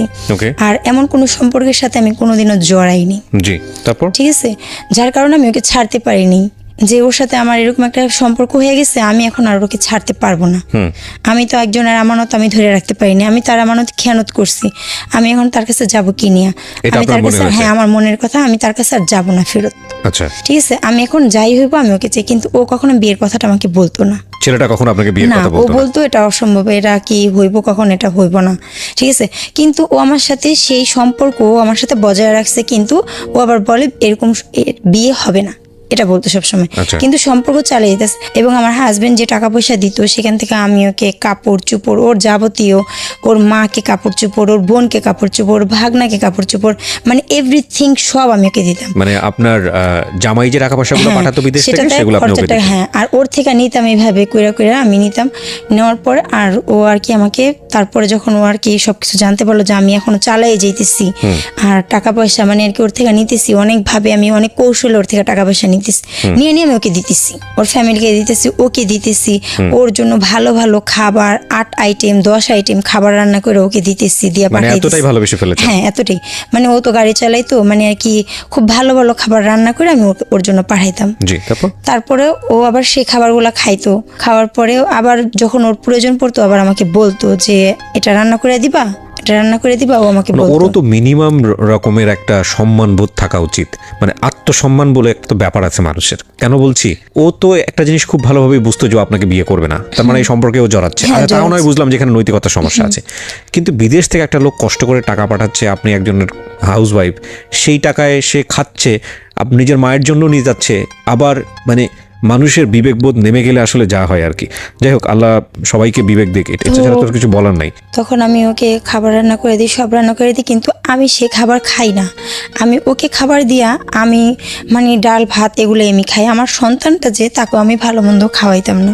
ওর জন্য খাবার মানে ভালো ভালো রান্না করতে গেলে তো টাকা পয়সার দরকার আছে, আর আমার হাজবেন্ড যেই টাকা দিত সেটাতে তো হইতো না। ঠিক আছে, আর সেই টাকা দিয়ে সেটা আমি ওকে খাওয়াইতাম, নিজেও খাইতাম না, আমার সন্তানকেও খাওয়াইতাম না, ওকে খাওয়াইতাম। ওকে, তো তখন আমি ভাবলাম যে এইভাবে তো চলে না। তো আর আমার হাজবেন্ড এগুলো জানার পর কিস্তি মিস্তি সব আটকাই দিল। আটকাই দেওয়ার পরে আমাকে বলতেছে যে ও আমাকে এরকম অশ্লীল ছবি ভিডিও আমাকে দেওয়ার জন্য। আপনার হাজবেন্ড বলছে হ্যাঁ, এটা? তখন আমার আবার খুব রাগ ছিল, মানে আমার জিদ ছোটবেলা থেকে আমার অনেক জিদ, কারণ আমি কি করলাম, জিদ করে আমি আবার ওকে বললাম, তখন বলতেছে খবরদার ভুলও দিও না। এটা আপনি আপনার বয়ফ্রেন্ডকে বললেন? হ্যাঁ, খরচ আটকাই দিছে, কিস্তি আটকে দিছে। খালামার বাসায় ভাড়া থাকি, আবার আমি বললাম খালামার বাসায় তো এখন ভাড়া আছে, খালু তখন চিলাচিলি করবো, খালামার সাথে আমি কি করব, ঘরে ভিতরে অশান্তি হইব, আমি কি করব। পরে কিস্তির লোকও চলে আসছে বাসায়, এখন রাত্রেবেলা 8টা বাজে আমার বাসায় চলে আসছে কিস্তির লোক। পরে ফোন দিছি আমি ওরে, আমার হাজবেন্ডকে ফোন দিছি, ফোন দেওয়ার পরে আমি ওনাদেরকে ধরাই দিছি যে আপনারা বলেন ওকে টাকার কথা, কিস্তির কথা আপনারা বলেন। পরে বলতেছে, বলে কি আমার ছেলের মাকে দেন, আমার ওয়াইফকে দেন, ওকে, কথা বলছে। তখন আমাকে দিছে, ওনারা ছাদে দাঁড়ায় আছে, তখন আমার বলে আমি যেটা চাইছি সেটা দেও, তারপর আমি টাকা দিব। আপনার হাজবেন্ড এটা বলে এটা বলছে। তখন আমি কি করলাম, মানে অনেক কষ্ট লাগতেছে, মানে আর কি কাউকে বলতেও পারি না, শুতে পারি না। পরে কি করছি, অনেকগুলা হাবিজাবি ওষুধ খেয়ে ফেলাইছি, ঘুমের ওষুধ খাইছি, পাউডার গুঁড়া খাইছি যে মইরা যাম। ওকে বলতেছি, ও আমাকে একটা ভালো পরামর্শ দেয় না, ও বলতেছে কইরো না, ও আমার পাশে আছে সেটাও আমাকে সান্ত্বনা দেয় না, আর আজকে ওর সাথে সম্পর্ক করছি বিদে ও আমার সাথে এরকম করতেছে। তখন আমি এমন ইয়ার বন্ধে পড়ছি, তখন আমি শুধু খাই না, পরে হুল পাউডার গুঁড়া খাই ফেলাইছি। আমি আপনাকে একটা প্রশ্ন করি, আপনি একটু ঠান্ডা মাথায় চিন্তা করে উত্তরটা দেবেন। যেই মানুষের মধ্যে এত চমৎকার একটা নৈতিকতা আছে আপনার মধ্যে, যে হাজবেন্ড যেটা চাচ্ছে সেটা করাটা অন্যায়, সেটা করা উচিত না, দরকার হলে আমি মরে যাবো তাও আমি এই কাজটা করবো না, যেই মানুষের মধ্যে এত সুন্দর একটা নৈতিকতা আছে, সেই একই মানুষ কি করে হাজবেন্ডের বাইরে অন্য একটা ছেলের সঙ্গে এইরকম একটা অনৈতিক সম্পর্কে জড়ালো? সেটাই তো আমি নিজেও বুঝতে পারিনি, কিন্তু আমি তাকে ভালোবাসছি। ভালোবাসা ব্যাপারটার উপরে না আমরা দুনিয়ার সমস্ত অন্যায়, আবদার, আনএথিক্যাল বিষয়গুলো চাপাই দিই। এটা আসলে লাভ না, এটা লাস্ট। লাস্ট এবং লাভের মধ্যে পার্থক্য অনেকখানি। আমি জানি না মানে আপনাকে আমি কি বলবো, কারণ আপনার অল্প বয়স ছিল সেই সময়টাতে। মানুষের ভুল প্রত্যেকের জীবনেই কম বেশি আছে, কিন্তু ওই যে আমরা যেন কখনোই একটা ঘটনার প্রেক্ষাপটে পুরো মানুষের জীবনটাকে মানে কলাপস করে না ফেলি। দেখেন, এটা খুব ইন্টারেস্টিং একটা বিষয় যে হাজব্যান্ডের কাছে সে ছবিগুলো বা এইরকম কাজে সে জড়িত হচ্ছে না, তার মানে একটা বিষয় যে না এটা করা অন্যায়। আবার এই মানুষটাই একটা বিবাহী বহির্ভূত অন্যরকম একটা অনৈতিক সম্পর্ক, যেটা সামাজিকভাবে স্বীকৃত না, ধর্মীয়ভাবে তো প্রশ্নই ওঠে না, এরকম একটা সম্পর্কের মধ্যে জড়াচ্ছে। চিন্তা করার মতো বিষয়গুলো কিন্তু কেন হয় আসলে। যাই হোক, তারপরে আমি ওকে বললাম, মানে সুইসাইড করার প্ল্যান করছে। তারপর এখন আমার মারা আসার পরে আমার হাজবেন্ড আমাকে হাসপাতালে নেয় না। হাজবেন্ড কিভাবে নেবে? হাজবেন্ড তো দেশের বাইরে, মানে কি ও তো লোক দিয়ে নেওয়া হবে না, আমার টাকা তো না দিলে তো আমার চিকিৎসা তো হবে না। তো আমার অবস্থা অনেক খারাপ হয়ে যায়। খারাপ হওয়ার পর আজমল হাসপাতালে আমাকে পরের দিনকে ভর্তি করা হয়। আমার অবস্থা খুবই খারাপ হয়, পুরোটা ওয়াশ করা হয় আমাকে। ওয়াশ করানোর পরে তখন আমার হাজবেন্ডকে আমাকে ফোন দেওয়ার পরে বলে টেনশন করো না, তুমি সুস্থ হওয়া, মানে আমাকে সান্ত্বনা সান্ত্বনা দেওয়ার পরে কিন্তু টাকা পয়সা, কিন্তু কিস্তির টাকা পয়সা কিছু দেয় না। পরের দিন আমি আসার পরে ওর বন্ধুকে বাসায় পাঠায় ভিডিও করবা। তো আমার খুবই কষ্ট লাগে। তখন আমি ওকে বলি যে দেখো আমার শরীর তো ভালো না, আমার শরীরও খারাপ, মানে আমার শারীরিক সমস্যা আছে, তুমি যদি এই কাজটা না করো তাহলে আমি পয়সা পাঠাবো না। তখন আমার অনেক কষ্ট লাগে। তখন ও যখন আমাকে আচ্ছা, ততদিনে কি আপনার হাজবেন্ড জেনে ফেলেছে যে আপনার সঙ্গে এরকম একটা সম্পর্ক চলতেছে বাংলাদেশে? ও সব জানছে। তার মানে এমনও তো হতে পারে যে এই ভিডিওটা চাচ্ছে সে আপনাকে ব্ল্যাকমেইল করার জন্য বা কোনো কিছু করার জন্য, হতে পারে মেবি। সেটাই হইতে পারে। ঠিক আছে, তারপরে আমি ওকে ওর বন্ধুর থেকে ফোন নেওয়া আমার খালা টয়লেটে থেকে যখন আমি যাই, তখন আমার খালা অনেক কান্দে। আমি কি খালা, আমার ফোনটা আপনি ধরেন। ওনার হাতে ফোন দিয়ে আমার খালামা অজোরে কাঁদতে থাকে। তখন আমার শুধু এতটুকু লাগছে যে আমি খারাপ করছি, আমি জানি আমি খারাপ করছি, কিন্তু তুমি তো আমার স্বামী না, তুমি আরেকজনের মোবাইলে আমার এমন ছবি কিভাবে চাও? তোমার চাইতে কি একবারও ভাবো না যে সেই ছবিটা যদি তোমার বন্ধু দেখে তুমি যে চাইতেছো? তখন আমার অনেক কষ্ট লাগে। তখন আমি ওকে বলি, ও মানেই না। পরে আমি ভিডিওটা দেওয়ার পর আমার মন চাইছিল আমার পুরো শরীর আমি কাইটা ফেলাই, না রাখি আর কিছু।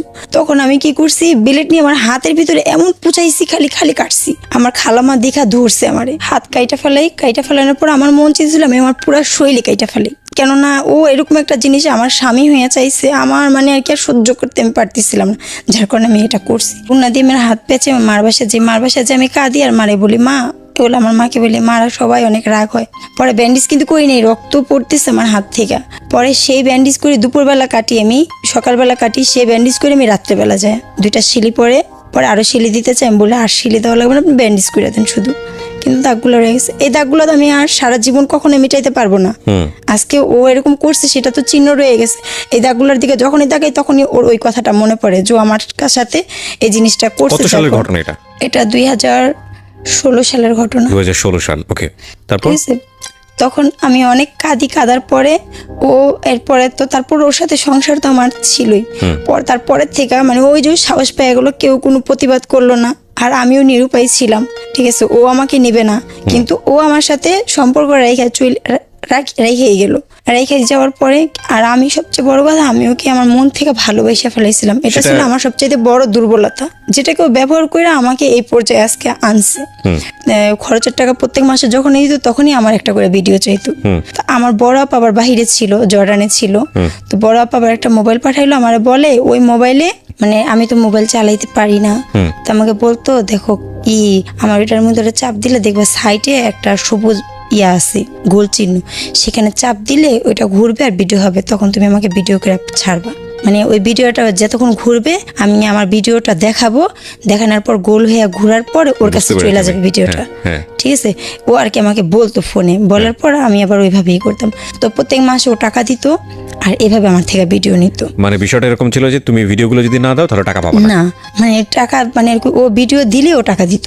ঠিক আছে, তখন ভিডিও দিতাম আর খুব কাঁদতাম। কেন কাঁদতাম? যে আমি চাইতাম না আমার শরীরটা ও আর দেখুক, আমার কোনো কিছু আর দেখুক, কেননা আমি এখন অন্য কাউকে ভালোবাসি, আমার এখন ওর সাথে এগুলো আমার মানে সহ্য হইতো না, খুবই খারাপ লাগতো। তো এটা আমি ওকে বুঝাই পারতাম না। ঠিক আছে, আমি শুধু বলতাম আমি চাই না আমাকে আর কেউ দেখুক। আমার মনের ভিতরে আমার ভালোবাসার প্রতি এতটুকু বিশ্বাস ছিল আমার কষ্টগুলা কোনো একদিন ও দূর করবে, এটা আমার বিশ্বাস ছিল যে আমার ভালোবাসা দেখা ও একদিন হয়তো সবকিছু ফালায় আমাকে ভালোবাসবে, বা আমাকে তো ভালোবাসে, ও বলছে, ও আমাকে বলতো ভালো না বাসলে এতদিন পর্যন্ত সব যাই না, আমি তোর কাছে পড়ে থাকতাম না, এগুলো বলতো আমাকে। তো লুকায় লুকায় আসতো, ওর সাথে দেখা সাক্ষাৎ আমার বাসায় ও করতো। তারপরে আমি বলি যে এইভাবে তো হয় না, ও তো আমার মূল্যায়নটাও বুঝতেছেই না।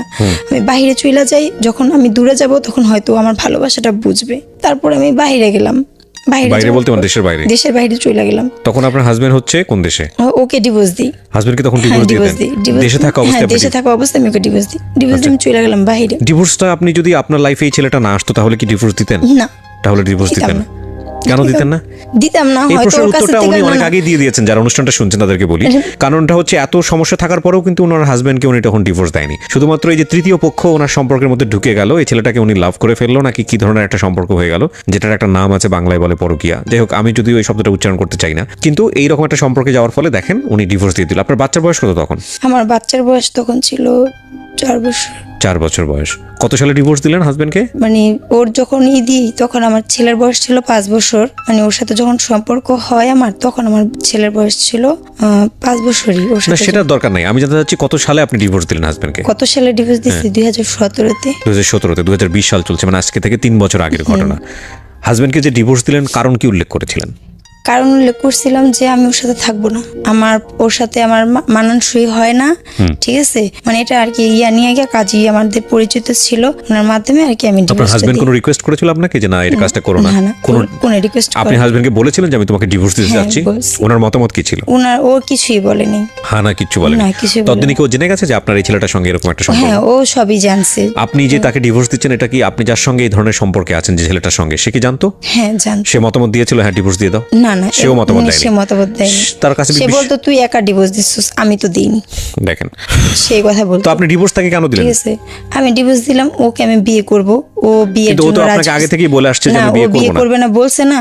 তো আমার কথা হলো গিয়া যে আমি এখন যদি ওর আমার প্রতি যে টানটা ছিল, যে ভালোবাসাটা ছিল, আমার বিশ্বাস ছিল ও আমাকে বিয়ে করবে। ডিভোর্স দিলে বিয়ে করবে? হ্যাঁ, বিয়ে করবে। তো আমার একটা সম্পর্কের থেকে আমি একটা সম্পর্কে থাইকে আরেকটা সম্পর্কে জড়াইছি, এখন সেই সম্পর্কটা আমি ক্লিয়ার না করে তোর কাছে আমি যাইতে পারবো না। এই জন্য আপনার মনে হয়েছে আমি ডিভোর্সটা দিয়ে দিই? তো আমি ওকে ডিভোর্স দিয়ে দিই। আর ও আমাকে মানে আমার একটা জিদ ছিল যে তুমি আমার স্বামী, আমি বলছি আমার যা আছে সব তো তোমারই, তাহলে তুমি কেন আমার সাথে এরকম ভিডিও নিতেছো, তুমি বাংলাদেশে আসো, সব তোমার। আমি এগুলা বলতাম, কিন্তু ও মানতে রাজি ছিল না। তখন মনের ভিতরে একটা জিদ কাজ করলো যে দরকার নেই, আমি প্রয়োজনে আমি একা থাকবো, তারপর তোমার ভাত আমি খাবো না, ঠিক আছে, আমি তোমার সাথে সংসারও করবো না। Okay. এই কারণে আমি সব জিনিসপত্র, আমার সাজানো গোছানো সব সংসার, আমি সব তছনছ করে আমি চলে গেলাম। ডিভোর্স দিলেন, তারপর ডিভোর্স দিলাম, আমি চলে গেলাম বাইরে। বাইরে যাওয়ার পরে কিছুদিন মানে আর কি, ছেলে কোথায় তখন? আমার ছেলে আমার মার কাছে। মার কাছে রেখে আপনি চলে হ্যাঁ, গেলেন কোন দেশে? বাইরে, জর্ডান চলে গেলাম। জর্ডানে গিয়ে আপনি কি কাজ করা শুরু করলেন? গার্মেন্টসে কাজ করলেন, তারপর? তো ও যাওয়ার পর ভাবছি ওর সাথে মনে হয় সম্পর্কটা থাকবে বা থাকবে না, আচ্ছা। এটা আর কি ভাবতাম। তো দেখলাম সম্পর্ক তো আরো বেশি গভীর হয়ে গেল। বাচ্চাকে নিয়ে আপনার হাজবেন্ডের ডিসিশন কি ছিল যে বাচ্চা আমার কাছে থাকবে বা এরকম কোনো বলছে বাচ্চা এখন তোমার কাছে থাকুক, কিন্তু যখন আমি আসবো তখন আমার ছেলে আমি নিয়ে আসবো। কিছু? আচ্ছা, তাই তো আমি আপনি বলছি রাজি ছিলেন?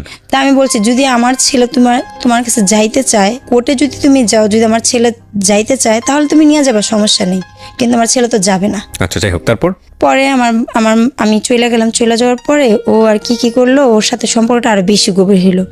তখন আমাকে বলল যে আচ্ছা ঠিক আছে, আমার মার সাথে কথা বলি। ওর মার সাথে আমাকে কথা বলাইলো, ওর মাকে আমাদের সম্পর্কটা জানাইলো। কিন্তু আমি কখনো কল্পনাও করিনি যে করবে, কিন্তু একটা মনের মধ্যে একটা বিশ্বাসও ছিল যে হ্যাঁ, আমার ভালোবাসা যদি সত্যি হয় ও আমাকে নিবে। কথা বলানোর পরে তো আমি আর কি কয়েকদিন যাওয়ার পর ওর মা আর কি জিজ্ঞাসা করলো মেয়ের কি বিয়েটি হয়েছিল নাকি, এগুলো জিজ্ঞাসা করলো ওকে, ওর মুখ থেকে যেটা আমার শোনা। তখন ও আবার বলল যে হ্যাঁ, বিয়ে হয়েছিল, কিন্তু এখন সম্পর্ক নেই। ও আর কি ওর মাকে আর কি বললো। পরে বললো যাবার কয়েকদিন পরে বললো বাচ্চা কাচ্চা কিছু আছে নাকি, বিয়ে তো হয়েছে ঠিক আছে, কিন্তু বাচ্চা কাচ্চা কিছু আছে। তখন বলছে একটা বাচ্চা আছে, কিন্তু বাচ্চা ওর কাছে না, ছোট, দাদিরা নিয়ে গেছে, এই কথা বলছে, না ওর কাছে নাই। তো ওর মাকে আমি আবার মানে আর কি, ও কিন্তু একটুখানি আগে বলছে, বলার পর তখন আমি বললাম যে আমি আমার কথা আমি আমার ভাবে আমি বলবো। পরে বলতেছে না, আমার থেকে না জিজ্ঞাসা করে কিছু বলবা না, ঠিক আছে। তো ওর সাথে আমি রাগারাগি করে আমি কি করছি, অফিস ছুটি হওয়ার পর, আমি তখন জর্ডানে থাকি, অফিস ছুটি হওয়ার পর আমি ওর মাকে আমি বলি, একটা মানুষ একটা সম্পর্কে যখন আবদ্ধ হয় তখন সে চেষ্টা করে সেই সম্পর্কটা ধরে রাখার জন্য। আমি অনেক চেষ্টা করছিলাম, কিন্তু আমি পারিনি। আমি একটা অজুহাত দেখাইলাম যে যেটা করছে, আমি বলছি আমি অনেক কষ্টে ছিলাম, অনেক সমস্যা ছিল, যার কারণে আমি ওকে ছাইড়া দিই দিবসারে। কিন্তু মেন সত্যটা তো ও জানতো আচ্ছা ঠিক আছে, ওর মা না জানতো কিন্তু ও তো জানতো। তা আমি ওকে বলি, বলার পরে ওর মাকে বলি আমার একটা ছেলে আছে, ছেলেটা ওর দাদিদের কাছে থাকে, আমার কাছে নাই, এই কথা আর কি বলি। কিন্তু অলরেডি ছেলে আমার কাছে, কারণ আমি যদি ওদের বাড়িতে যাই ছেলে তো যাবে না, আমি একাই যাব, এই কারণে ছেলে কোথায় থাকলো সেটা কোনো না, এর জন্য আমি বলছি কথা। তখন ও আমাকে বললো তুই আমার সাথে কথা না বললা তুই জজের কাছে বিচার চাইতে গেছো, জজ এখন যা রায় দিবে তাই হবে। তারপর ওর মা আমার সাথে প্রতিদিন কথা বলতো, আমি যদি একদিন ফোন না দিতাম ওকে বলতো শিপা তো আজকে ফোন দিল না। ঠিক আছে, তো এইভাবে 1 বছর যায়। এই 1 বছরে আমি যা টাকা পাঠাই সব ওর কাছে। ঠিক আছে, আমার ছেলের জন্য আমি মাসে 3000 টাকা করে দিতাম আমার মার কাছে খরচের টাকা। ও এর মধ্যে আবার 1 বছরের মধ্যে আমরা যেহেতু একজন মুসলিম, ঠিক আছে, আমি আগেও বলছি এখনো বলতেছি, যে আল্লাহ সৃষ্টি করছে তাকে আমরা সবাই মানি, যে সে আছে, হয়তো তাকে দেখি না কিন্তু জানি। ইভালুয়েট করেন না, হ্যাঁ কি করেছে? ঠিক আছে, তারপরে সে আমাকে বলে, মানে আর কি ফোনের মধ্যে সে আমাকে বলে যে আমি তোমাকে বিয়ে করব। তো আমাকে বলে যে আমি আল্লাহকে সাক্ষী রেখে, নবীকে সাক্ষী রেখা, 30 পারা কোরআনকে সাক্ষী রেখা তোমার মানে নাসির সাহেবের 3য় কন্যা মোসাম্মদ শেফ আলী আক্তারকে আমি আমার স্ত্রী হিসেবে গ্রহণ করলাম। 2 লাখ এত টাকা দেনমোহর ধার্য করে, হ্যাঁ নিজে ফোনে। তা আমার বললো আমি আমার স্ত্রী হিসেবে গ্রহণ করলাম, কবুল 3 বার বইলা ও কবুল বলে। ঠিক আছে, তা আমাকে বলে তুমি বলো, আমাকে বলো তুমি বলো। তা আমি এবার হাসতেছি, তা আমি বললাম যে হ্যাঁ, তখন আমি আবার বললাম। তো সেম কাহিনী ও 2 বার করে আমার সাথে। এটা তো প্রথমত এটা তো আমাদের ধর্মীয় মতে এটা তো বিয়ের বিধান না। ঠিক আছে, কিন্তু আমি সেটাকে, আমরা তো আল্লাহকে দেখি নেই, কিন্তু আমরা যে আল্লাহর কসম খাই একটা কথা বলি, কিন্তু আমরা কিন্তু সেটাকে যারা মানে তারা মানে, যারা মানে না তারা মানে না, কিন্তু আমি সেটাকে মানছি, আমি সেটাকে মনে প্রাণে মানছি এবং আমি তাকে আমার স্বামী বলে জানি। ঠিক আছে, এবং সে 30 পারা কোরআনকে ছুঁয়া হাতে নিয়ে সে বলছে যে সে কখনো আমাকে ছাড়বে না, সে আমাকে ভালোবাসে। 30 পারা কোরআন ছুঁয়ে কোনো ধরনের শপথ কাটার কোনো নিয়ম নাই। এটা আপনারা শুধু না, এটা বাংলাদেশের অধিকাংশ মানুষ এটা মনে করে। কোরআন ছুঁয়ে শপথ করার কোনো নিয়ম নাই। এটা আমি ধর্মীয় ব্যাপারে যে খুব ভালো জানি তা না, বাট যতটুকু জানি তাতে আমার জ্ঞান যদি বলে, যেটা বলে যে না এরকম কোনো বিধান আমি কখনো কোথাও পড়িনি, পাইনি। যতটুকু জানি কসম কাটা যাবে শুধুমাত্র একমাত্র আল্লাহর নামে, যেটাকে বলা হয় আল্লাহি। সো আল্লাহর নাম ছাড়া কোনোভাবেই কারো কোনো বিষয়ে কোনো জিনিস নিয়ে কসম কাটার কোনো নিয়ম নাই। এবং কথায় কথায় দেখবেন যে আমাদের গ্রাম অঞ্চলে এটা হয়, বিভিন্ন সময় হয়, কোরআন শরীফ হাতে নিয়ে বলো, কোরআন শরীফ শপথ করা, এটার কোনো নিয়ম নাই, এটা করলে গুনাহ হবে। যাই হোক, আপনারা এটা করেছেন, তারপর? হ্যাঁ, এটা করছে ও 2 বার করে আল্লাহকে সাক্ষী রেখে এইভাবে আমাকে বিয়ে করে। তো আমি সেটাকে আমার বিয়ে বলে আমি মানি। এবং যখন আমি বাংলাদেশে আসি, আসার পর আমার মা বাবাকে সবাইকে জানাই যে আমরা বিয়ে করছি, আর ওর ফ্যামিলি বলছে এসে আমাকে কাবিন করে নিয়ে যাবে। তো আমাকে বলছে যে তুমি তো আমার বউই, আমাকে বলতো তুমি তো আমার বউ। ঠিক আছে, এবং আমাকে নিজ হাতে নাকফুল পরায় দেয়। ঠিক আছে, এবং কোরআন শিব আইনা আমাকে কোরআন শিবও আমাকে দেয়, কোরআন শিবও দেয় এবং আমাকে নাকফুলও পরায় দেয়। ঠিক আছে, আমি তখন থেকে আমার হাজব্যান্ড তো আমি ডিভোর্স দিয়ে দিচ্ছি, ওকে তখন থেকে আমি আমার স্বামী বলে জানি। ঠিক আছে, যার কারণে আমি ভাবছি এখন আমি এটাকে মানি। হয়তো আমার রেজিস্ট্রি হয় নাই, রেজিস্ট্রি যদি হইতো, যে সে যা করছে যা বলছে সেগুলো হয়তো আমি আমার বুঝাইতে পারতেছি না। ঠিক আছে, বুঝাই বলতে পারতেছি না। করার পরে কি করলেন? তখন আমার মাকে আমি বলি যে মা আমরা বিয়ে করছি, আমি আমার মাকে বলি। তো ওকেও বলি যে মাকে এই কথা বলছি। তখন ও আমার কথায় ও সায় দেয়। ঠিক আছে, ও কিন্তু অমত হয় না, কেননা ও আমাকে বিয়ে করবে। ঠিক আছে, ও আমাকে নিবে, ওর ফ্যামিলি আমাকে নিবে, যার কারণে ও সেটাতে থাকে। তখন আমরা ওইখানে আমার ছোট বোনের তো বিয়ে হয়ে যায়, ছোট বোনের হাজবেন্ড আর আমরা একসাথে ভাড়া নিই, একটা ফ্ল্যাট ভাড়া নিই। তখন আমরা সেখানে সংসার করি, আমার ছেলেও থাকে। সংসার করেন আপনারা এই বিয়ের উপর বেসিস করে? এই বিয়ের উপরই করে আমরা সংসার করি, মানে সবকে জানাই শোনায়? হ্যাঁ, সবাইকে জানাই শোনায়। আপনারা কাগজে কলমে লিখিতভাবে বিয়ে করলেন? এটাই তো ও আমাকে কি বলছে, ও আমাকে বলছে শিপা সব তো হয়ে গেছে, শুধু রেজিস্ট্রিটা হয়নি, রেজিস্ট্রি করলেই হয়ে যাবে। কিন্তু এখন আবার ও সরকারি চাকরির জন্য করতেছে, আবেদন করছে। ঠিক আছে, রেজিস্ট্রি করলে হয়ে যাবে, কিন্তু সরকারের খাতায় যদি নাম কোনোভাবে জায়গা আর তদন্ত করলে যদি ধরা পড়ে আমার চাকরি থাকবে না, আমার চাকরি আমি নিতে পারবো না। তো তুমি শুধু অপেক্ষা করো কিছুদিনের, আমরা এই রেজিস্ট্রিটা করে ফেলাবো, সমস্যা নেই। তা আমি ওর কথায়, মানে ওর ইয়াতে এতই অন্ধ যে আমি ওর কথায় বিশ্বাস করছি যে সমস্যা নেই, যেহেতু সংসার করছি আর এত দূর আসছে, ওর বাসার সবাই আমার ব্যাপারে জানে। তারপরে ও আবার ওর বাড়িতে আমাকে পাঠাইছে, ও নিজে টিকিট কাইটা আমাকে একাই ওর বাড়িতে পাঠায়। এখন ওর বাড়ির থেকে আসার পর আমি যখন আবার বাইরে যাই, বাইরে যাওয়ার পরে ও যখন চাকরির জন্য হয়ে যায়, তো ও ট্রেনিং এ চলে যায়, আমি বাইরে চলে যাই। বাইরে যাওয়ার পরে ও আস্তে আস্তে মানে আমার প্রতি মানে আর কি আমার পিছে সাইড কাটার চেষ্টা করতেছে। তখন আমি বলে কি হলো তোমার? পরে ও আমাকে বলে যে দেখো এখন আর কোনো কিছু সম্ভব না, খালি ও এই কথাই বলে আমাকে তুমি মাফ করে দাও, এখন আর কোনো কিছু সম্ভব না, আমাকে তুমি মাফ করে দাও। আমার এখন টাকার জন্য ও অন্য জায়গায় বিয়ে করবে, ঠিক আছে? ও অন্য জায়গার থেকে মানে যেটা ডিমান্ড বলে সেই ডিমান্ড এখন ওর সরকারি চাকরি হয়ে গেছে, এখন অন্য জায়গায় বিয়ে করবে। বিয়ে করার কারণে ও এখন আমাকে আর চাইতেছে না। তো ওর মাকে আমি জানাই যে আমরা বিয়ে করছি, আমরা সংসারও করছি, আমি ওর মাকে জানাই। তো ওর মারা কেউ আমার কোনো কথা শুনে না। আমি মানে যেভাবে পারি আমি আমার পরনের জামা বিক্রি করে আমি ওর জন্য টাকা পাঠাই। তখন আমি ওকে বলি তুমি যদি আমাকে ছাইড়েই দিতা, যখন আমি বাংলাদেশে ছিলাম তখন তুমি আমাকে ছাড়তা, তাও আমি মনটাকে বুঝাইতে পারতাম। আমার সন্তান ছিল, আমার সন্তান আমার চোখের পানি মুছে দিত। আজকে তুমি কোন জায়গায় না আমাকে একা করে ফেলাইলে। তো এখন ও আমাকে বলে যে এগুলা করতে করতে ও মানে ওর মাকেও বলি আমি কারো কাছ থেকে কোনো কিছু পাই না। না, কিন্তু আপনাকে ছেড়ে দিল কিভাবে? ছেড়ে দিল কিভাবে? ও আমাকে বলতেছে যে আমাকে আর এর মধ্যে আমার হাজবেন্ড আরো একটা খারাপ কাজ করছে, খুবই খারাপ কাজ। আমার কিছু ছবি ওই স্ক্রিনশট মাইরা ওই ছেলের কাছে পাঠাইছে। হ্যাঁ, সেই ছবিগুলো স্ক্রিনশট মাইরা ও পাঠাইছে, সেগুলার জন্য ভিডিও ফুটেজগুলো যেগুলো ছিল, হ্যাঁ ওই স্ক্রিনশট মারছিল। স্ক্রিনশট মাইরা সেটা তো আমি জানতাম না, সেটাতে আমার চেহারাও ছিল। সেটা পাঠায়া পরে দাও ওকে অনেক খারাপ খারাপ কথা বলছে। এখন ওর সেগুলো মাইন্ডে লাগছে। এগুলা নিয়ে আবার ও আমার কিছু কিছু স্ক্রিনশট মারছিল যখন আমি বাইরে ছিলাম, ঠিক আছে? ও আমাকে সেগুলাতে ব্ল্যাকমেল করছে। কি ব্ল্যাকমেল করেছে? বলছে আমি যদি কোথাও যাই তাহলে ওই ছবিগুলো দেখাবে।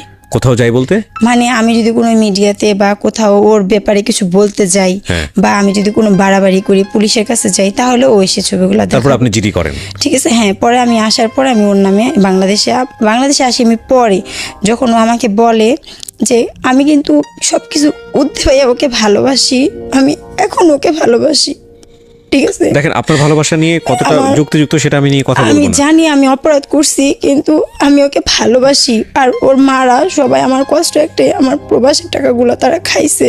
আপনি কি আপনার ভুলটা বুঝতে পেরেছেন? আমি আমার ভুলটা বুঝতে পারছি, দেখি তো আজকে আসছি এখানে। আমি একটু আপনাকে বলি শেফালি, আমি একটু বলি, আপনার মনে অনেক কথা জমে আছে। আপনি সে কথাগুলো বলার জন্য, হালকা হওয়ার জন্য এখানে আসছেন, কারণ আপনি কাউকে বলতে পারেননি। যার কাছে আপনি বলতে যাবেন সে আপনাকে বলবে যে তুমি কাজটা ভালো করোনি, খারাপ করেছো, আপনাকে সেই কষ্ট দিবে, এটাই স্বাভাবিক। কিন্তু শেফালির নিজের ভুল বুঝতে পারাটা খুব জরুরি। হ্যাঁ, আপনার একটা খুব সুন্দর সন্তান আছে, আমি জানি স্টুডিওর বাইরে তাকে আপনি বসিয়ে রেখে এসছেন, আপনার ভাই আপনার সঙ্গে এসছে সাপোর্ট করার জন্য। তো আপনি তো আপনার নিজের ভুলটা বুঝতে পেরেছেন, এটাই সবচেয়ে বড় কথা। আপনি আল্লাহর কাছে মাপ চান। আর দ্বিতীয় কথা সেটা হলো যে এই ছেলেটা আপনাকে যেহেতু হুমকি দিয়েছে, আপনি তার নামে জিডিও করেছেন। জিডিটা কবে করেছেন? জিডিটা আমি 26 তারিখে করে, জিডি থেকে মামলা হয়। মামলা হয়ে গেছে? মামলা হয়ে গেছে, কাগজ পাঠানো হয়েছে ওর কাছে, আজকে ওর কাছে কাগজ পৌঁছাবে। আপনি জিডির সঙ্গে কোনো প্রমাণ কি দেখিয়েছেন? হ্যাঁ, প্রমাণ দেখাইছি। কি প্রমাণ দেখাইছেন? ওর সাথে ও সবকিছু মিথ্যা বলছে, ও আর কি যার মাধ্যমে। কিন্তু কোনো কাগজ কলম তো নাই, আপনি প্রমাণ কি দেখাবেন? কাগজ কলম নাই, কিন্তু আমার কাছে এখন আমি ওকে সব টাকা পয়সা দিয়ে আমি একদম। কত টাকা দিয়েছেন সবকিছু মিলিয়ে? 3 লাখ টাকার মতো। আচ্ছা, 3 লাখ টাকা আপনার জায়গা থেকে অনেক টাকা। কিন্তু আজকে এই যে ঘটনাটা ঘটলো আপনার জীবনে, বিবাহ পরবর্তীতে এরকম একটা ছেলের সঙ্গে সম্পর্কে জড়িয়ে পড়া, সবকিছু মিলিয়ে আপনার জীবনের শিক্ষাটা কি? আপনি নিজে কি শিক্ষা নিয়েছেন, এটা একটু বলেন তো আমাদের। আমি শিক্ষা নিয়েছি যে আমি ওকে বিশ্বাস করে আমি ঠকছি। আমার মতন কেউ যেন এইভাবে বিশ্বাস করে না ঠকে আমার হাতে। আমি যদি চাইতাম তাহলে ও আমার সাথে যে বেমানিটা, যে ধোকাটা করছে, আমি যদি অতটুকু চালাক হইতাম আমি ওকে ধরতে পারতাম তখনই, যখন ওর সাথে আমি সংসার করছি তখনই। কিন্তু আমি ওকে চাপে ফেলাইয়া আমি রেজিস্ট্রিটা করে ফেলাইতে পারতাম, কারণ আমরা যেহেতু সংসার করতেছি রেজিস্ট্রিটা আমি করে ফেলাইতে পারতাম। রেজিস্ট্রি করলে ও যদি আপনাকে মন থেকে না চাইতো, ও যদি একবার আমাকে রেজিস্ট্রি করতো, আমার এতটুকু বিশ্বাস যে ও যেহেতু বিয়ের পর্যন্ত ও আসছে, ও আমার সাথে সংসার করছে এইভাবে, সেহেতু ও আমাকে নিতে বাধ্য হইতো। আজকে আমার কাছে কি হতো? আজকে আমার প্রশ্নের উত্তর দেন। বাধ্য হয়ে লাভটা কি হতো? ও আপনাকে নিতে বাধ্য হলো কিন্তু মন থেকে আপনাকে চায় না, লাভটা কি হতো? মন থেকে বলে নিতে বসে পাথর ক্ষয় হয়, ও আমাকে ভালোবাসে এটা আমি জানি না। শেফালি, এই জায়গাটাই সবচেয়ে বড় ভুল। আইন আপনাকে, আপনার সাথে কেউ অপরাধ করলে সেই সাপোর্টটা দিবে, সেটা আইনের দেওয়ার জায়গা। কিন্তু আপনাকে কেউ আইন কখনোই বাধ্য করাতে পারবে না যে আপনার প্রতি ভালোবাসা জন্মানোর জন্য। যদি তাই পারতো তাহলে পৃথিবীতে ডিভোর্স হতো না, দুটো মানুষের সম্পর্ক এত বিচ্ছেদ হতো না, সবকিছু জোড়াতালি লেগে টিকে থাকতো। এখন আপনি তাকে পাগলের মতো ভালোবাসেন, সেটা ঠিক আছে, কিন্তু সে যদি আপনার সাথে মাস্টার প্ল্যান করে এগিয়ে থাকে যে এটা শুধুমাত্র অনৈতিক সম্পর্ক, এর বাইরে সে আপনার সাথে কোনো কিছু করতে চায় না, তাহলে এই মানুষটা আজ হোক কাল হোক আপনার কাছ থেকে ছুটতো, কিন্তু আপনি সেটা একসেপ্ট করতে পারেন নাই। এটাই হচ্ছে মূল বিষয়।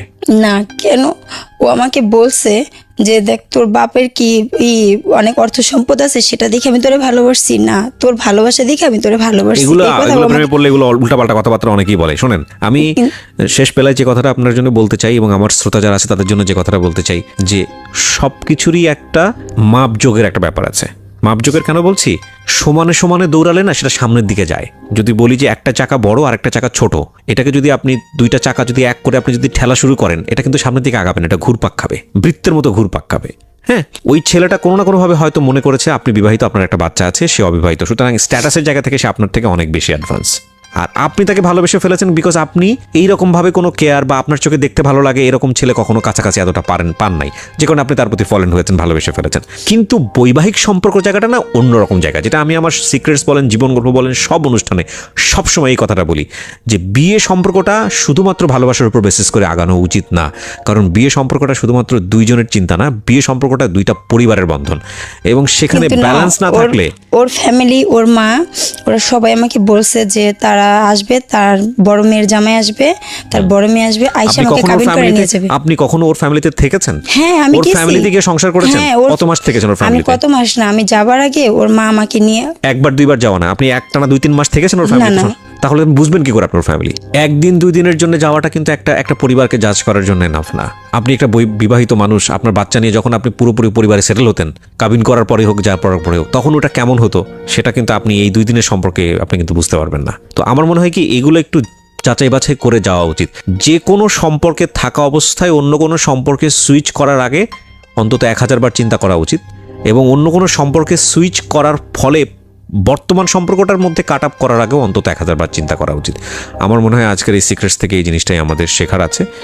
আর সবচেয়ে বড় কথা হচ্ছে, সবচেয়ে গুরুত্বপূর্ণ যেটা, যে এই ভিডিও এগুলো আমাদের জীবনে এখন মানে ভাইরাসের মতো, সবাই এটার মধ্যে ইনক্লুডেড, সবাই মানে এটা এই কারণে জোর দিয়ে বলছি, যেটা এত বেশি হয় এই ডিজিটাল যুগে, মানে এগুলো কিন্তু কোনো কারণেও যদি আপনারা একেবারেই ব্যক্তিগত পর্যায়ে legal relationship like husband and ওয়াইফের মধ্যেও যদি এটার যদি চর্চা হয়, তাহলে অবশ্যই আমি মনে করি যে এটার সিকিউরিটি সেই লেভেলে হওয়া উচিত।